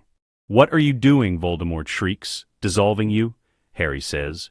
You're not a Horcrux. You're just a parasite, and parasites can be removed. The final push of intent. Voldemort's spirit tears free from Quirrell completely. Quirrell collapses, unconscious, severely depleted, but alive. The spirit fragment manifests as formless mist, howling, raging. Then it flees. Through the walls. Gone. Harry drops to his knees. The effort was enormous. His magic feels hollow, empty. Hermione is beside him. You did it. You actually did it. Is he gone? For now. He'll reconstitute somewhere, eventually. But not here. Not tonight. Ron stares. That was the most brilliant thing I've ever seen, and the most terrifying. What did you just do? Spirit dissolution? Ancient death magic. It's complicated. You just defeated Voldemort. At 11. I delayed him. That's not the same as defeating him. Dumbledore arrives 10 minutes later, with McGonagall, Snape, Flitwick. They find 3 first years, 1 unconscious professor, and no Voldemort. Dumbledore looks at Harry for a long time, then says, explain. Harry does. Everything. The observations, the parasitic spirit, the dissolution technique. When he finishes, Dumbledore sits down on the floor. Actually sits, like his legs won't hold him. You used death magic, wandless death magic, at 11 years old, to unmake a fragment of Voldemort's soul. Yes, sir, that should not be possible. The Ars Mortis says it is. With sufficient blood resonance and proper intent focus. I have both. Her voice is very controlled. Lord Potter, that was extraordinarily dangerous, and extraordinarily brave. And if I ever catch you attempting something like that again without adult supervision, I will personally ensure you spend the rest of your time at Hogwarts in detention. Yes, Professor. The staff meeting. 2 days later, Harry and Hermione are not present, but they hear about it later. McGonagall, Flitwick, Sprout, Snape, Dumbledore, reviewing the account, the evidence, the outcome. Snape is the one who speaks, grudgingly. Potter's academic work is exceptional. I've reviewed his essays, his practical demonstrations, his theoretical understanding. He operates at third-year proficiency in defense. Fourth year in Transfiguration, his knowledge of ancient magic exceeds my own expertise. And Miss Granger? McGonagall asks. The same, possibly higher. Her runic work is graduate level. She inscribed words that I could not have created myself. Silence. Then Flitwick says, we have 2 first years who could pass their OWLs today and likely score outstanding in multiple subjects. What do we do with them? We teach them, Dumbledore says, as we teach all our students. But we also recognize that they have resources and knowledge that extend beyond our curriculum. We do not restrict them. We guide them. We ensure they use their power wisely. And if they don't, Sprout asks, then we correct them, as we would any student. But I do not believe that will be necessary. They came to me when they discovered a threat. They worked within the system. They asked for help. That shows wisdom. Let us reward that, not punish it. Harry and Hermione will be allowed to continue their advanced studies, with supervision, with occasional check-ins, but allowed. June 1991, end of term. The House Cup ceremony, Gryffindor wins, by a significant margin. Harry and Hermione contributed many of those points. Academic excellence, problem-solving, the stone incident, for which they received 50 points each once the full story was known. Ron received 50 points as well, for his loyalty, his courage, his role in the confrontation. The train ride home is quiet, reflective. We did it, Ron says. We stopped Voldemort first year and we stopped him. We delayed him, Harry corrects. He's still out there, he'll come back. This was just the first battle. Still, first year, that's got to count for something. It counts as a lesson, Hermione says. We learn that preparation works. That knowledge is power. That working together is better than working alone. We take those lessons into second year, and we keep preparing. So are the Weasleys. Ron's entire family come to collect him. Mrs. Weasley hugs Harry, surprising him. I've heard what you did, stopping you-know-who. You're a brave boy, a credit to your parents. Thank you, Mrs. Weasley. You'll come visit this summer. Both of you. The Burrow is always open to friends of Ron's. We'd like that. Back to the house that has become home. They have 2 months before second year. 2 months to study, to prepare, to be ready, because Voldemort will return. They know this, as certainly as they know their own names. And when he does, they will be ready. Summer 1992. Grimmauld Place. Harry spends the summer between first and second year at number 12 Grimmauld Place. Legally, officially. He filed the proxy guardianship paperwork for Sirius Black in April. The goblins processed it. The ministry accepted it reluctantly. Harry Potter is now the legal guardian and proxy for Sirius Black, which means he has access to the Black family properties, including the London townhouse. The house is grim, dark, decades of neglect visible in every corner. The portrait of Walburga Black hangs in the entrance hall. She screams every time Harry enters. Filth, half-blood, disgrace to the noble house of Black. Harry ignores her. He's had worse insults from the Dursleys. He spends his days cleaning, organizing, making the house livable. Creature, the house elf, watches him with suspicion. Master is too young. Master should not be here. I'm your master now. The Black family line falls to me through proxy, so you'll help me clean this house. And you'll do it without complaining. Creature grumbles. But he obeys. Hermione visits weekly. They work together. Cataloging the Black family library. Sorting through decades of accumulated dark artifacts. They find a locket in one of the drawers. Heavy gold. Serpent design. Harry picks it up. The cold knock hits him immediately. Overwhelming. Horcrux, he says. Hermione pulls out the runic reading grid, passes it over the locket. The runes glow. Bright, confirming. That's Slytherin's locket, one of the Horcruxes we read about. How did it end up here? They ask Creature. The elf tells them a long, painful story about Regulus Black. his betrayal of Voldemort, his death in the cave. Master Regulus ordered Creature to destroy this locket, but Creature could not. The magic was too strong. Creature failed Master Regulus. You didn't fail, Harry says. You preserved it, which means we can destroy it now, properly. Harry performs Animam Solvere, his second time attempting it on a real Horcrux. The first time was experimental, testing the technique on an object Hermione enchanted with a fake soul signature. This is real. He sits at the Black family dining table, the locket in front of him, Hermione beside him with the Ars Mortis open to the correct page. One drop of blood on the locket. His blood. Peverell blood. The Elder Futhark dissolution rune sequence. Spoken aloud. Carefully. Precisely, sustained wandless magical pressure. 60 seconds minimum. The locket fights. It generates illusions. Shows him things. Lily Potter, dead on the ground. Sirius Black, in chains. Hermione, walking away. Leaving him alone, Harry keeps his eyes on the locket. His hands steady, his magic flowing. The illusions intensify, screaming, begging. Threats. He continues. 90 seconds, the locket begins to crack. Not physically, magically. 120 seconds, the cold presence inside the locket dissolves. Gone. The locket goes inert. Just gold and jewels. No soul. No corruption. Harry slumps in his chair, exhausted. It's done, Hermione says, recording the rune sequence that worked in her notebook. That's 2 Horcruxes. The diary will make 3 when we find it. We'll find it. Voldemort will try to use his weapons. When he does, we'll be ready.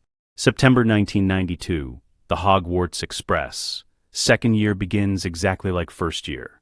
The train. The compartment. Ron joining them. Did you both have a good summer? Ron asks. Productive, Hermione says. You studied all summer, didn't you? Not all summer. We also cleaned Harry's house, soared through his family library, and destroyed a Horcrux, a piece of Voldemort's soul hidden in an object. We found one in Harry's house. We destroyed it. That's mental. How many of those things are there? We believe 7 total. We've destroyed 2. 5 to go. And you're doing this while going to school? We're efficient, Harry says. Ron shakes his head. You're both completely mental. I love it. September 2nd. Hogwarts. The school year begins. Second-year classes, defense taught by Gilderoy Lockhart, a fraud and an idiot, but harmless. Harry and Hermione attend classes, do their homework, maintain perfect grades, but their real focus is elsewhere. Harry's cold knock sensitivity has increased over the summer. More practice, more exposure, more understanding. On September 8th, he's walking past the library when the cold knock hits him. Strong, directional, moving. He follows it, carefully, not close enough to be obvious. The source is a first-year girl, Ginny Weasley, Ron's younger sister. She's carrying something in her bag, something that radiates dark magic like heat from a fire. Harry watches her for 3 days, confirms the pattern. The cold knock is always present when she's near. It intensifies in the evenings, weakens in the mornings. She has a Horcrux, he tells Hermione. Are you certain? Completely. I don't know how she got it, but she has one, and it's affecting her. She's pale, losing weight, looks exhausted. We need to remove it. But carefully. If we accuse her directly, she might panic, destroy it herself. Or worse, the Horcrux might defend itself through her. We approach her kindly. We explain that we think she has a cursed object. We offer to help. When? September 12th. Empty classroom. Harry and Hermione ask Ginny to meet them privately. She comes. Nervous. Uncertain. Am I in trouble? She asks. No, Hermione says gently. But we think you might be in danger, and we want to help. What do you mean? Harry speaks. There's an object in your possession, something magical, something dark. It's affecting you, making you tired, weak. We've seen this before, and we know how to fix it. Ginny goes very pale. How did you know? I can sense dark magic. It's a family ability. The object you're carrying radiates it. It's a diary. I found it, in my cauldron at Diagon Alley. I thought someone gave it to me by accident. I've been writing in it. It writes back. That's the Horcrux, Hermione says. It's not a diary. It's a trap. A piece of a dark wizard's soul. It's been feeding on you, draining your magic, your strength, slowly possessing you. Ginny's hands shake. Possessing me? Not completely, not yet. but it would have. If you'd kept writing in it, what do I do? Give it to us. We'll destroy it. Safely. You'll recover, and you'll never have to think about it again. Ginny reaches into her bag, pulls out the diary, black leather, blank pages. She hands it to Harry. Her hand is shaking. I thought I was going crazy. I've been losing time, waking up in places I don't remember going. I thought something was wrong with me. Nothing is wrong with you, Hermione says. You were being attacked by magic designed to corrupt. That's not your fault. Ginny starts crying. Relief, fear, exhaustion. Hermione hugs her. Harry stands back, lets them have the moment. When Ginny calms down, they take her to the hospital wing. Explain to Madame Pomfrey that she was exposed to a cursed object. Needs rest and monitoring. Pomfrey doesn't ask questions. Just tends to Ginny, gives her dreamless sleep potion. Harry and Hermione take the diary to their dormitory. Seal the room with privacy charms. Ready? Hermione asks. Ready. The Animam Salvaire ritual begins.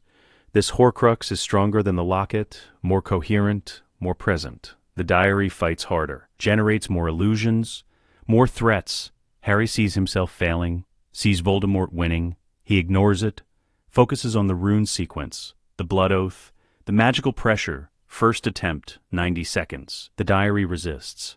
Harry's magic isn't strong enough. He rests. Tries again that night. Second attempt. 120 seconds the diary cracks, but doesn't break. Third attempt, the next night. 150 seconds. The diary goes blank. Cold. Empty. The Horcrux is destroyed. Harry collapses. Hermione catches him. 3 down. She says, 4 to go. October 1992. The petrifications begin. Mrs. Norris, Filch's cat, found frozen in the corridor. A message on the wall. The Chamber of Secrets has been opened. Enemies of the air, beware. Then Colin Creevey, a first year, petrified. Camera in hand. Then Justin Finch Fletchley and nearly headless Nick, both petrified. The school panics. Parents send howlers. The Board of Governors threatens Dumbledore. Harry and Hermione investigate, carefully. The diary was controlling Ginny, Hermione says, making her open the chamber, but we removed the diary in September, before any of this started. So either the diary already opened the chamber before we took it, or there's another mechanism, another way to control the basilisk. We need to find the chamber, deal with the basilisk directly. Hermione in the library, Harry using his parcel tongue to listen to the pipes. By November, they've identified the entrance. Moaning Myrtle's bathroom, 2nd floor, a sink with a snake carved on the tap. Harry speaks parcel tongue. Open. The sink slides aside, a pipe revealed, leading down. I'm going in, Harry says. Not alone. Hermione, it's a basilisk. Direct eye contact kills. I can speak to it, you can't. It's safer if I go alone. Nothing about this is safe. I know, but I have to try. He goes alone. Hermione waits at the entrance with the emergency port key they prepared. Harry slides down the pipe, lands in the chamber. It's vast, cathedral-like serpent statues everywhere. He calls out in parcel tongue, I am Harry Potter. I seek the guardian of this chamber. 60 feet long, green scales, eyes closed. It speaks, hissing. Parcel tongue, who dares enter the chamber of Salazar Slytherin? I do. I am Harry Potter, heir of Peveril. Parselmouth, I come not to destroy you, but to offer freedom. The basilisk pauses. Freedom? You have been enslaved for 1,000 years, bound by compulsion magic, forced to serve a dead man's ghost. I offer you release. You cannot release me. The magic is too deep. It's a rune lock carved into your scales. I can break it, if you let me. The basilisk is silent, then speaks. If you fail, I am compelled to kill you. If I fail, I deserve to die. But I won't fail. The basilisk lowers its massive head. You are different from the others. You do not fear. You do not attack. You ask. Because you're not a monster. You're a prisoner.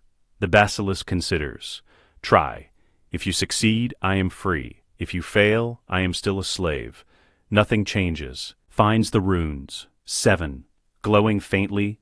Ancient magic. Compulsion. Control. He identifies the keystone rune. The one that holds the others he casts. Wandlessly. Precisely. Finite incantatum. The rune flickers. Resists. He casts again. More power. Finite. The rune cracks, the basilisk roars, pain, release, freedom, the compulsion shatters, the magic unravels, the basilisk thrashes, not in rage, in joy, in liberation. Then it stops, looks at Harry. You freed me, yes. Why? Because enslavement is wrong, even for a basilisk. The creature is quiet, then speaks.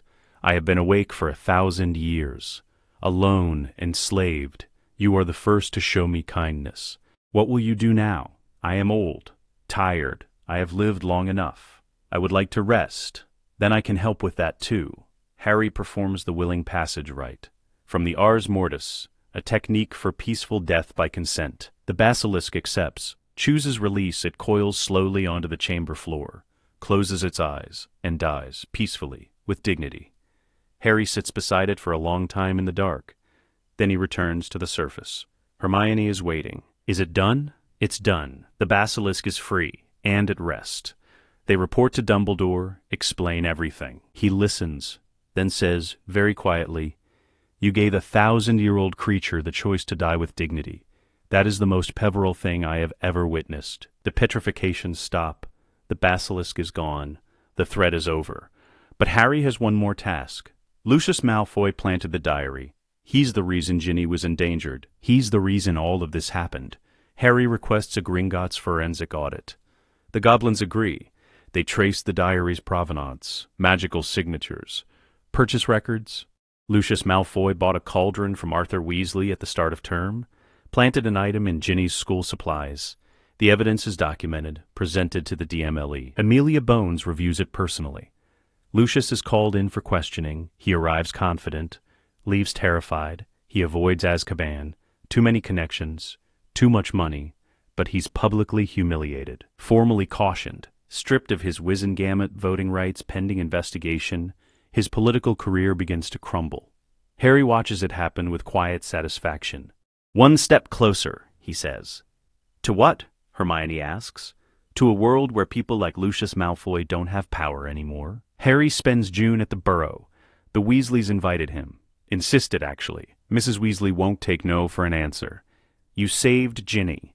You're family now. Family doesn't spend summers alone in a dark house in London. So Harry goes, brings his trunk, his books, his research materials. The Burrow is everything Grimmauld Place isn't. Warm, loud, chaotic, full of people who care about each other without reservation. He sleeps in Ron's room. They stay up late talking about Quidditch and chess and nothing important. It's the closest Harry has ever come to having a brother. But in July, something changes. The Daily Prophet arrives at breakfast.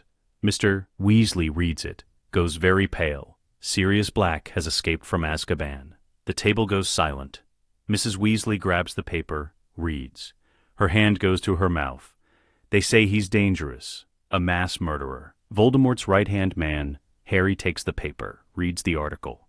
Sirius Black, convicted of killing 13 people with a single curse, sent to Azkaban without trial, escaped after 12 years. First person to ever break out. The photograph shows a man, thin, wild-eyed, hollow-cheeked. But Harry recognizes him, Sirius Black, his godfather. The man Harry has been filing legal paperwork for since April of first year. The man who never received a trial. Harry sets down the paper. He didn't do it. What? Mr. Weasley asks. Sirius Black. He didn't kill those people. He never received a trial. I've been reviewing his case file for over a year. Through Gringotts. There's no evidence, no testimony, no formal charges. He was just thrown in Azkaban because everyone assumed he was guilty. Harry, Mrs. Weasley says carefully.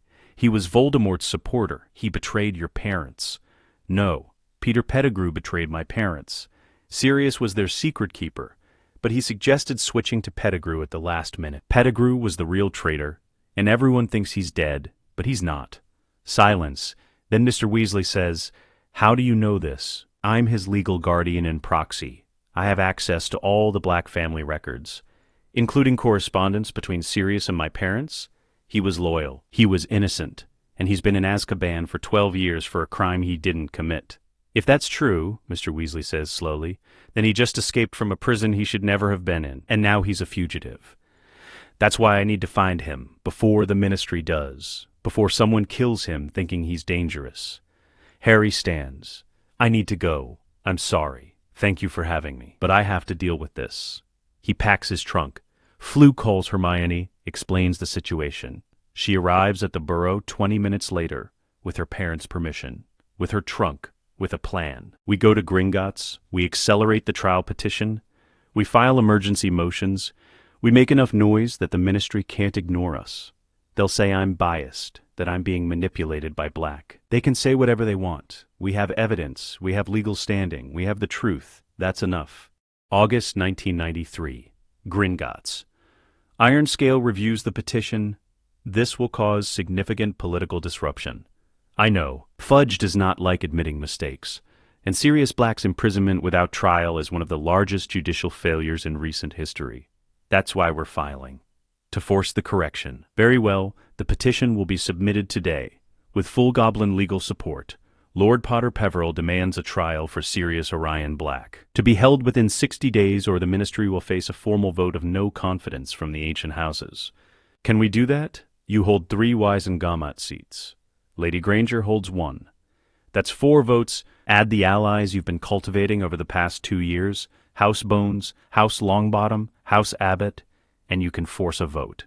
Whether you win the vote is another question. But you can force it, and the threat alone may be sufficient. The ministry receives it the same day. Cornelius Fudge reads it, panics. September 1993, Hogwarts' 3rd year begins. But Harry and Hermione are distracted. The trial petition is making its way through the bureaucracy, slowly, painfully. The ministry is trying to bury it, delay it, hope people forget. But Harry won't let them. He gives an interview to the Daily Prophet, carefully worded, factual. I am calling for a trial for Sirius Black because he never received one. That's not a political statement, it's a fact. Under wizarding law, every accused person has the right to present a defense. Sirius Black was never given that right. I'm asking that the ministry correct this failure. Nothing more. The article runs, causes a stir. Some people support Harry, others think he's naive, manipulated. But the pressure builds. September 15th. Hogwarts, empty corridor. Harry's scar prickles. The cold knock, faint, intermittent. He follows it, tracks the source, Ron's pocket, his robes, something small, alive, moving. Harry stops Ron between classes. Can I see Scabbers? My rat? Why? Just humor me. Ron pulls out the rat. Scabbers, old, mangy, missing a toe on one front paw. Harry stares at it. The cold knock is there, not strong, but present, not a Horcrux, something else. Hermione, he says quietly, I need the runic reading grid. She pulls it from her bag, always prepared. Harry passes it over the rat. The runes don't glow for soul fragment contamination. They glow for something else, suppressed transformation, human to animal, and Imagus magic. Ron, Harry says carefully, how long have you had this rat? I don't know. He was Percy's before me. Percy had him for years. Why? Because he's not a rat. He's a person. Tries to run. Harry casts, wandlessly. Petrificus totalis. The rat freezes. Unable to move. What are you doing? Ron asks. Catching a traitor. They take the rat to Lupin. Remus Lupin, the new Defense Against the Dark Arts professor. He's the best data teacher they've had. Knowledgeable, kind, patient. He's also a werewolf. Hermione identified it within 3 weeks. The pallor, the timing around full moons, the wolfsbane Snape delivers monthly. She hasn't mentioned it. It's irrelevant to his teaching quality. They bring him the frozen rat. Explain the detection, the magical signature. Lupin goes very pale. Show me. Hermione runs the grid again. The runes confirm. Suppressed animagus transformation. Force the transformation, Lupin says. His voice is hard, cold. If this is who I think it is, Harry casts. A spell from the Ars Mortis, designed to strip temporary transformations. Finite incantatum. Reverto. The rat convulses, grows, shifts, becomes a man, short, balding, watery eyes, missing a finger on his right hand. Peter Pettigrew. Lupin draws his wand, points it at Pettigrew's head. You, Remus, please. I can explain. They made me. I had no choice. You betrayed James and Lily. You killed 13 people. You framed Sirius. I was scared. Voldemort was too powerful. I had to. You had a choice. You chose wrong. And now you're going to pay for it. They don't kill him, as much as Lupin wants to. As much as Harry wants to, they bind him, magically, physically, gag him with a silencing charm.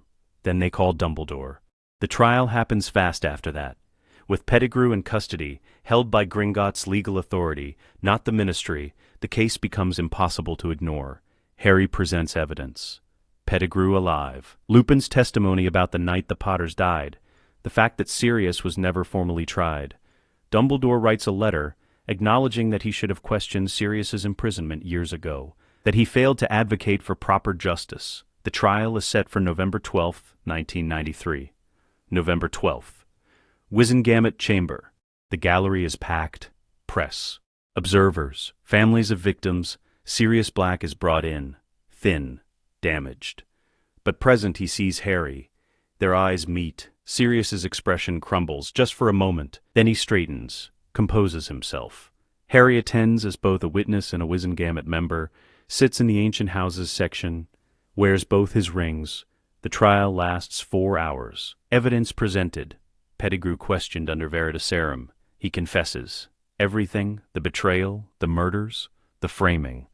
Dumbledore testifies. Lupin testifies. Harry presents the genealogical record confirming his status as Sirius's proxy heir.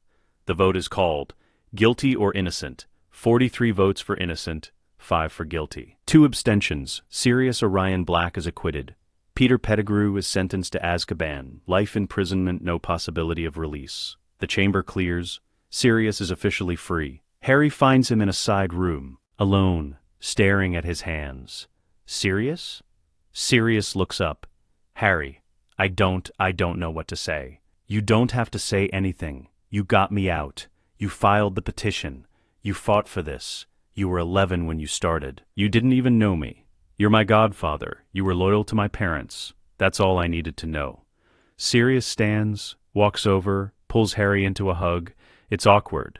Neither of them is good at this, but it's real. Thank you, Sirius says. His voice is rough, broken. Thank you for not giving up on me. I never will. They go to Grimmauld Place that night. Together, Sirius walks through his childhood home for the first time in 12 years. Free, legally recognized. The portrait of Walburga screams. Blood traitor! Disgrace! Sirius draws his wand. Silencio. Permanent. The portrait goes quiet, mouth still moving. No sound. I've wanted to do that for 30 years, Sirius says. He collapses into a chair, exhausted. Overwhelmed, Harry sits across from him, Hermione beside Harry. What now? Sirius asks. Now you rest, Harry says. Recover, heal. And when you're ready, you help us. We've been destroying his Horcruxes, building political alliances, learning everything we can. We could use someone with experience. Someone who fought in the First War. This 13-year-old boy who speaks like a general planning a campaign. You're extraordinary, Sirius says. Both of you. James and Lily would be so proud. I'd do anything for you. But also, I owe you. You gave me my life back. I'll spend it making sure you don't have to fight this war alone. The one that's been waiting in the Gringotts case since first year. Then take this. Become the head of House Black, officially. And let me act as your proxy in the Wizengamot when you're not able to attend. Sirius takes the ring, slides it onto his finger. It resizes, fits perfectly. The Black family magic recognizes him, accepts him. I'm home, Sirius says quietly. Yes, you are. November 15th, Wizengamot session. Harry stands, addresses the chamber. I would like to introduce the head of House Black, Sirius Orion Black. Recently acquitted, he will be taking his rightful seat among the ancient houses. Sirius enters, wearing his ring. Wearing formal robes that Hermione helped him pick out. He sits in the Black family seat. First time in 13 years. The Peverell Potter Black Dagworth Granger block is now fully consolidated. 6 votes. In the hands of 2 13-year-olds and 1 recently freed ex-convict, who will vote however Harry advises. The chamber is silent, watching. Then Amelia Bones stands. I move to welcome Lord Black back to this chamber, and to formally apologize, on behalf of the Ministry, for the miscarriage of justice he endured. Seconded, says Augusta Longbottom. The motion passes unanimously. Sirius stands. I accept the apology, and I promise to use my restored seat to ensure that what happened to me never happens to anyone else. The session continues, but everyone knows the balance of power has shifted. The ministry is afraid, and they should be. Summer 1994. The Horcrux hunt accelerates. Harry, Hermione, and Sirius spend June and July systematically locating the remaining Horcruxes. The gaunt shack in Little Hangleton, Harry detects the ring from outside. The cold knock overwhelming. They don't enter immediately, they prepare. Hermione inscribes protective wards. Sirius sets up perimeter alarms. Harry studies the runic signature to understand what they're dealing with. When they enter, Harry goes first, straight to the ring. It sits on the floor. Gold, black stone, the Deathly Hallows symbol. The Resurrection Stone. Harry performs Animam Solvere, 3 attempts over 2 days. The ring's Horcrux is older, more stable, harder to dissolve, but on the 3rd attempt, it breaks. The soul fragment dissipates. The ring remains, the stone intact. Harry picks it up. The stone is smooth, cool, powerful. Don't use it, Hermione says. I won't, not yet. The Ars Mortis says the stone requires ritual preparation, proper understanding. Using it without that is dangerous. He pockets the stone, files it away for later. August 1994. Gringotts. We need access to the Lestrange vault, Harry says. Ironscale raises an eyebrow. For what purpose? We'd like to request a formal forensic examination. On what grounds? Suspected violation of Gringotts regulations regarding the storage of soul-contaminated objects. Your own bylaws prohibit the storage of anything that could endanger other vault holders or bank staff. Ironscale consults the regulations. Nods slowly. That is correct. If we have reasonable suspicion, we can examine a vault, even without the holder's permission. We have reasonable suspicion. Explain. Harry presents the evidence. The history of the Hufflepuff Cup. Its disappearance in the 1940s. The connection to Hepzibah Smith. The connection to Tom Riddle. Hermione presents the magical theory, how Horcruxes radiate dark energy, how they corrupt their surroundings. Ironscale agrees. The examination is scheduled. 2 days later, the goblins report back. They found the cup. They've removed it to a warded, secure chamber. Harry and Hermione visit. Perform Animam Solvere. The cup is cleansed. 4 Horcruxes destroyed. 3 to go. September 1994. 4th year begins. But something is different this year. Hogwarts is hosting the Triwizard Tournament. Students from Durmstrang and Beauxbatons arrive. The Goblet of Fire is placed in the entrance hall. Harry has no interest in entering. Neither does Hermione. They're too busy with actual important work. But then the goblet spits out 4 names instead of 3. Cedric Diggory, Fleur Delacour, Victor Crumb, and Harry Potter. Harry stares at the parchment with his name on it. I didn't enter. Someone else did, Dumbledore says. The goblet constitutes a binding magical contract. You must compete. That's absurd. I'm 13. I didn't consent. This contract should be void. The magic compels it. Harry looks at Hermione. She's already thinking, planning. Then we treat this as a threat, she says. Someone entered Harry's name.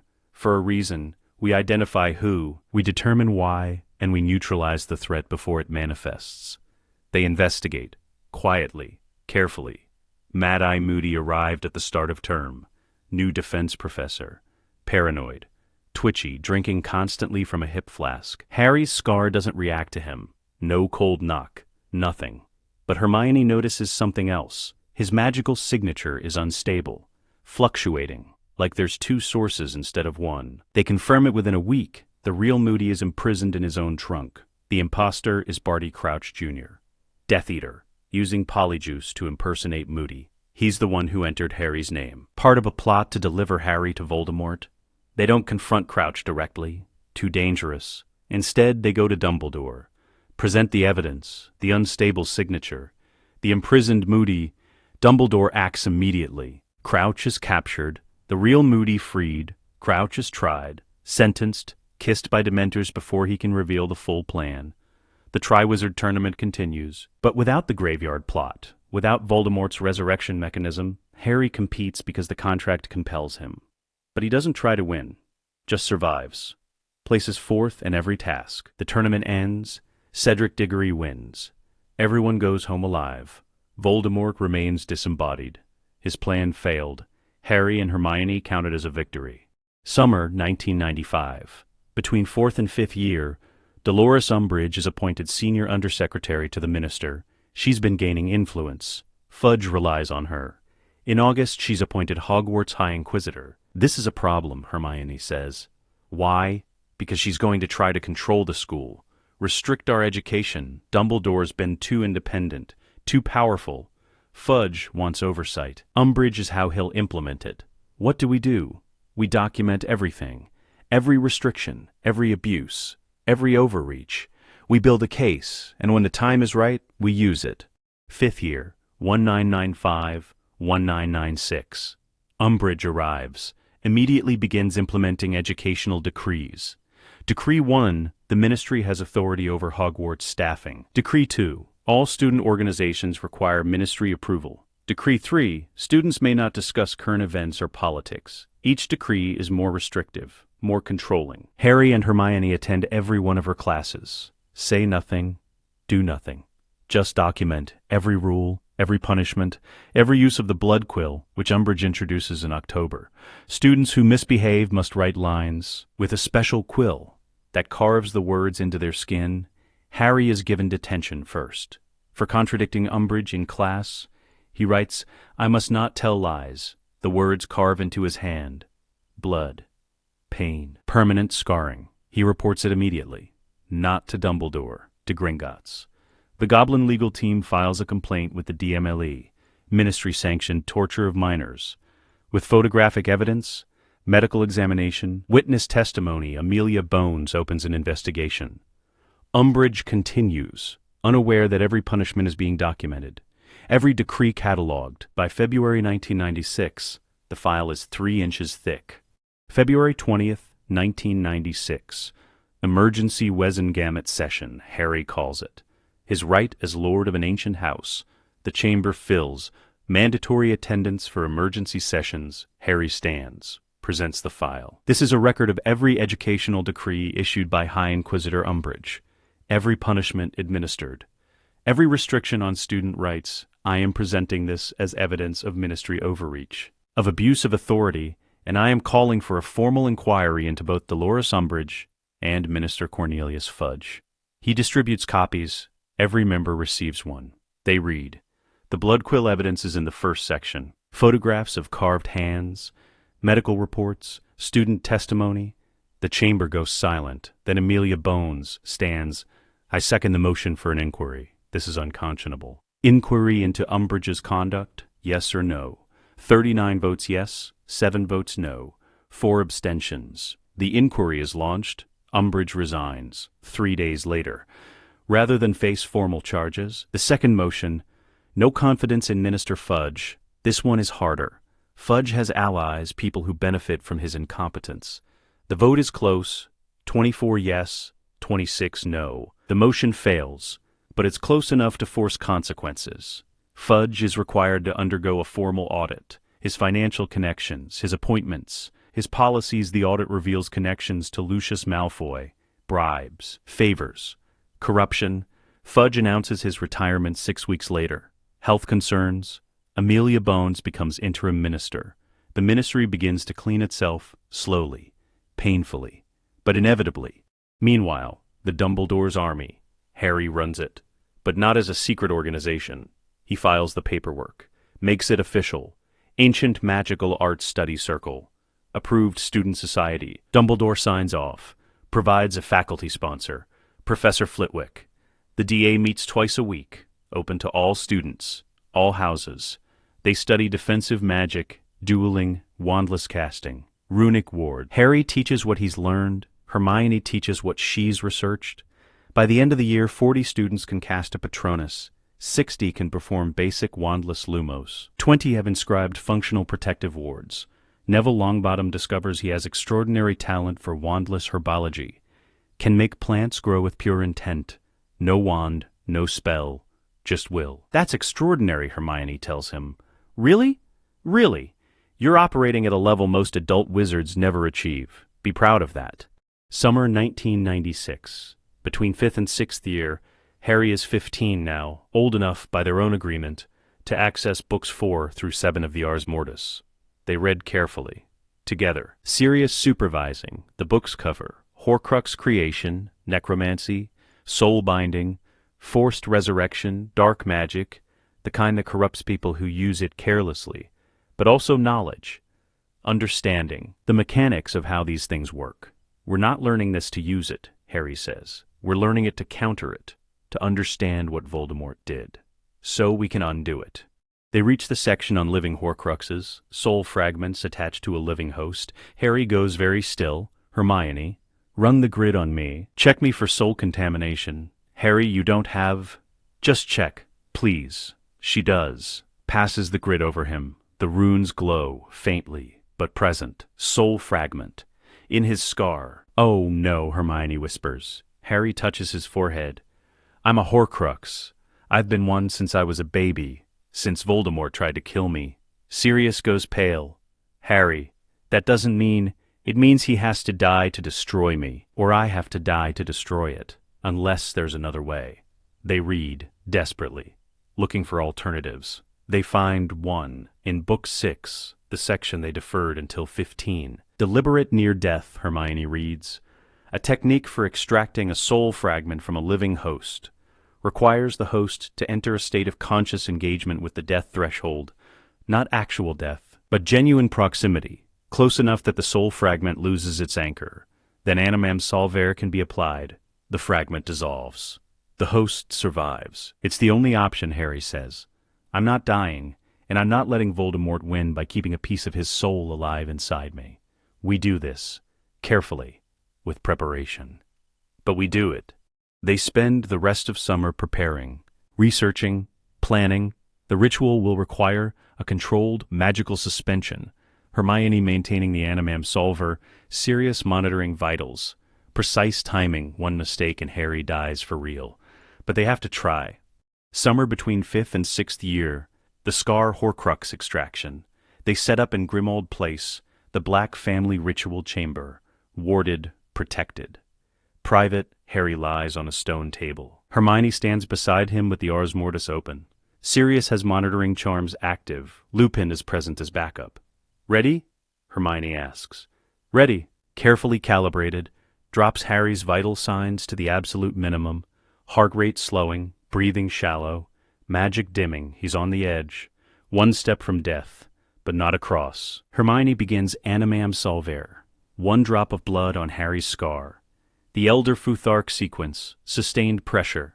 The fragment fights. Hard, it shows Harry visions, his parents, dead, Hermione leaving, Sirius. In chains again. He ignores them, focuses on Hermione's voice.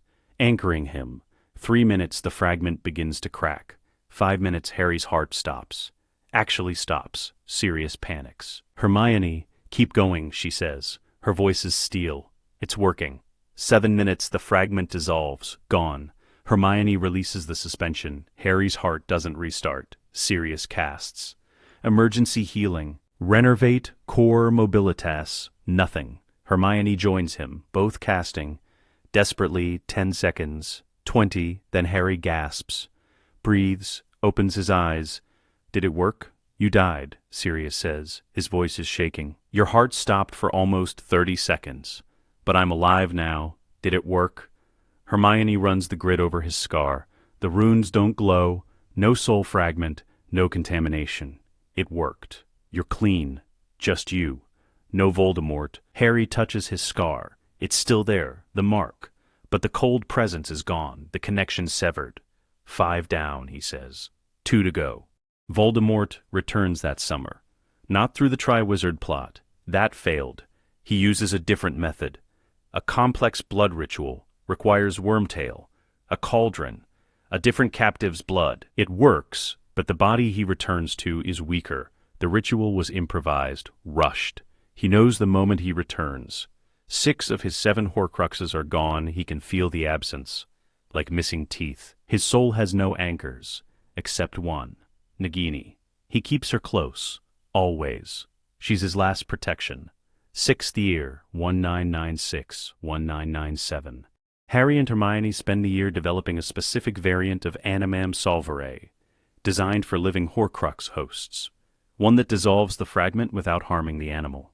By spring, they're ready. They locate Nagini via the modified Cold Knock tracking grid, a system Hermione designed.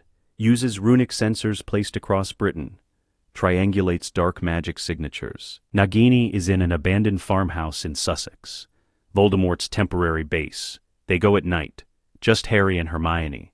Sirius wanted to come. They refused. Too dangerous, too important. If they fail, someone has to continue the fight. The farmhouse is warded. But not well. Voldemort is arrogant.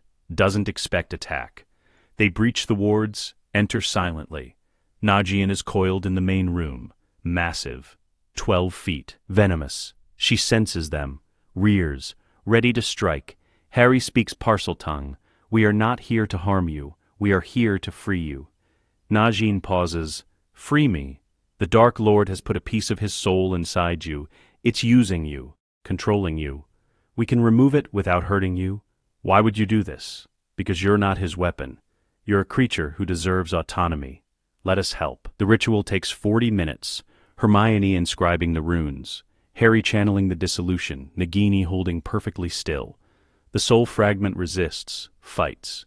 But it's anchored to an unwilling host. That makes it weaker. When the final rune activates, the fragment dissolves. Nagini shudders, then relaxes.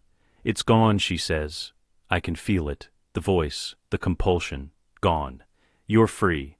Thank you. Into the forest. Free. 6 Horcruxes destroyed, 1 to go. 7th year, 1997, 1998. Voldemort knows his Horcruxes are gone. All of them. He's mortal, vulnerable, terrified. He responds with violence, desperate, aggressive. Death Eater attacks increase. Raids, murders, terror campaigns. The Ministry under Amelia Bones fights back. But it's not enough. In spring 1998, Voldemort makes his move. He attacks the Ministry itself, an attempt to seize institutional control. His last gambit. Harry receives word through the Order Network. Voldemort is at the Ministry with his remaining Death Eaters. 30 of them, maybe more. Harry, Hermione, and Sirius mobilize. They notify the Order, Dumbledore, the DA students who are old enough. They apparate to the Ministry, the atrium. It's a battlefield. Curses flying, people screaming, Death Eaters in masks fighting Aurors. And in the center, Voldemort, tall, pale, red eyes, still powerful, still terrifying, but mortal for the first time in 50 years. Harry sees him. Voldemort sees Harry. They face each other across the chaos. Harry Potter, Voldemort says, the boy who should have died. You've destroyed everything I built, my immortality, my anchors, my future. Did you think that would save you? I am still the most powerful wizard alive. You are still a child. I'm not a child, and you're not immortal. That changes everything. Voldemort raises his wand, the Elder Wand, stolen from Dumbledore's tomb. But it doesn't obey him. The wand knows. It recognizes Harry as its master. From the Malfoy Manor disarming, Voldemort casts anyway. Avada Kedavra. The curse is weaker than it should be. The wand resisting. Harry dodges. Casts back. Expelliarmus. Harry catches it. Voldemort stands there, wandless, mortal, vulnerable. You cannot kill me, he says. I am Lord Voldemort. I am eternal. You were, Harry says. Not anymore. He doesn't kill Voldemort. Not with a curse. He performs the Elder Futhark full dissolution rite, the one from Book 7 of the Ars Mortis. The ritual that requires Peverell blood, death threshold awareness. Acceptance of one's own mortality is a willing condition of the magic. Harry has all 3.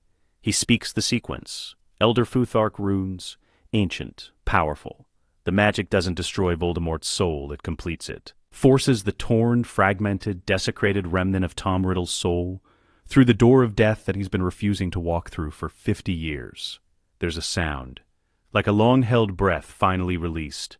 Voldemort's eyes widen, not in anger, in fear, in understanding. He's dying, really dying. No anchors, no return. No, he whispers. Then he falls.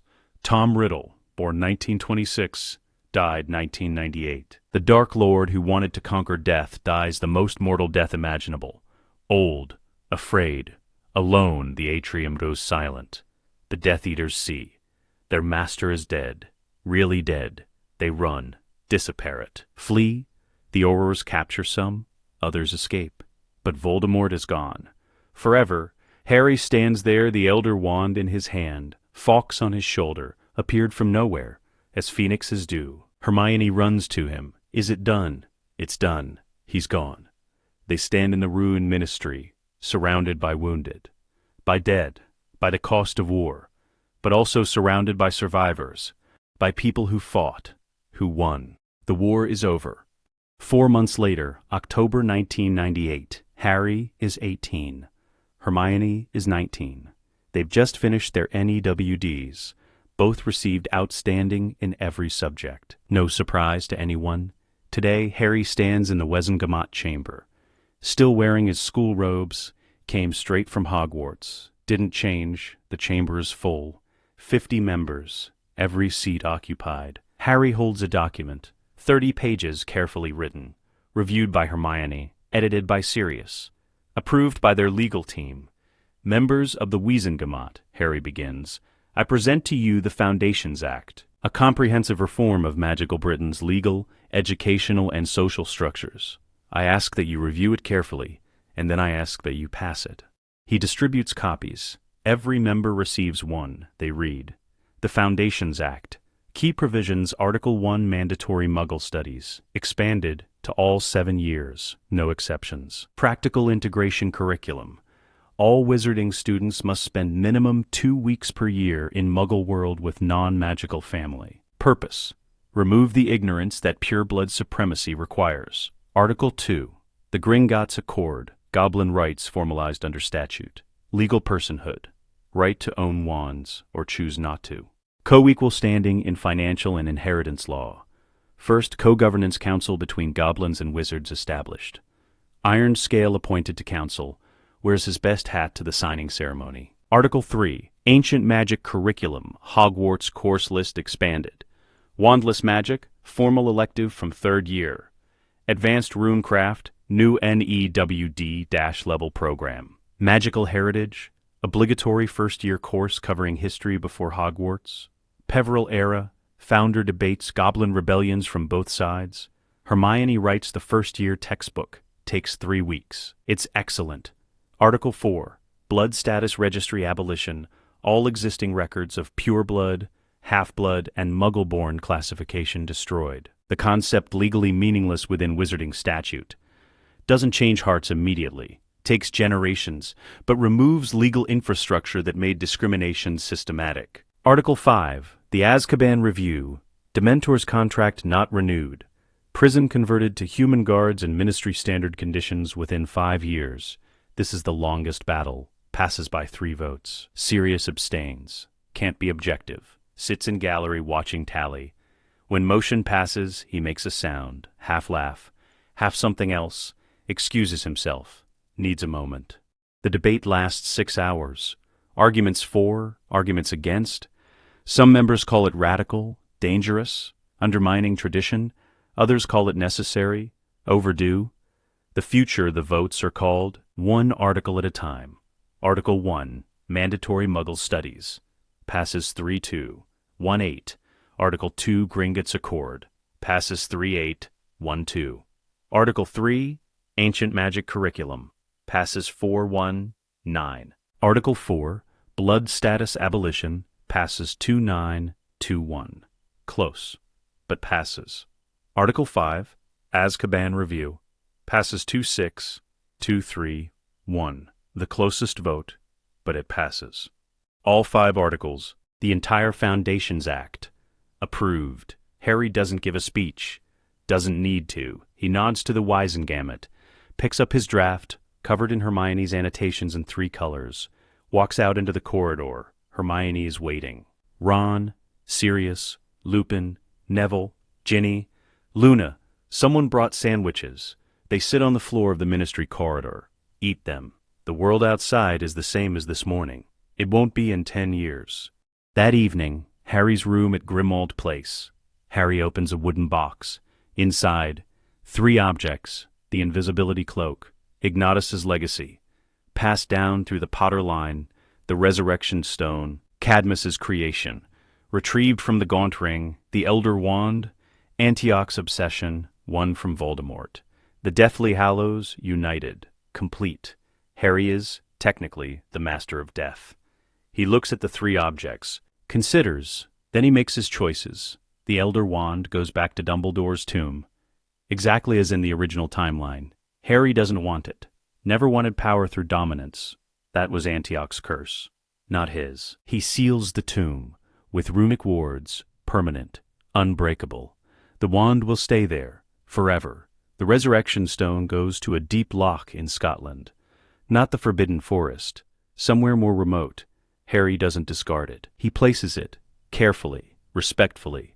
Where it can rest unfound, he visits the place once a year, talks to the water, doesn't turn the stone, doesn't summon the dead, he doesn't need to.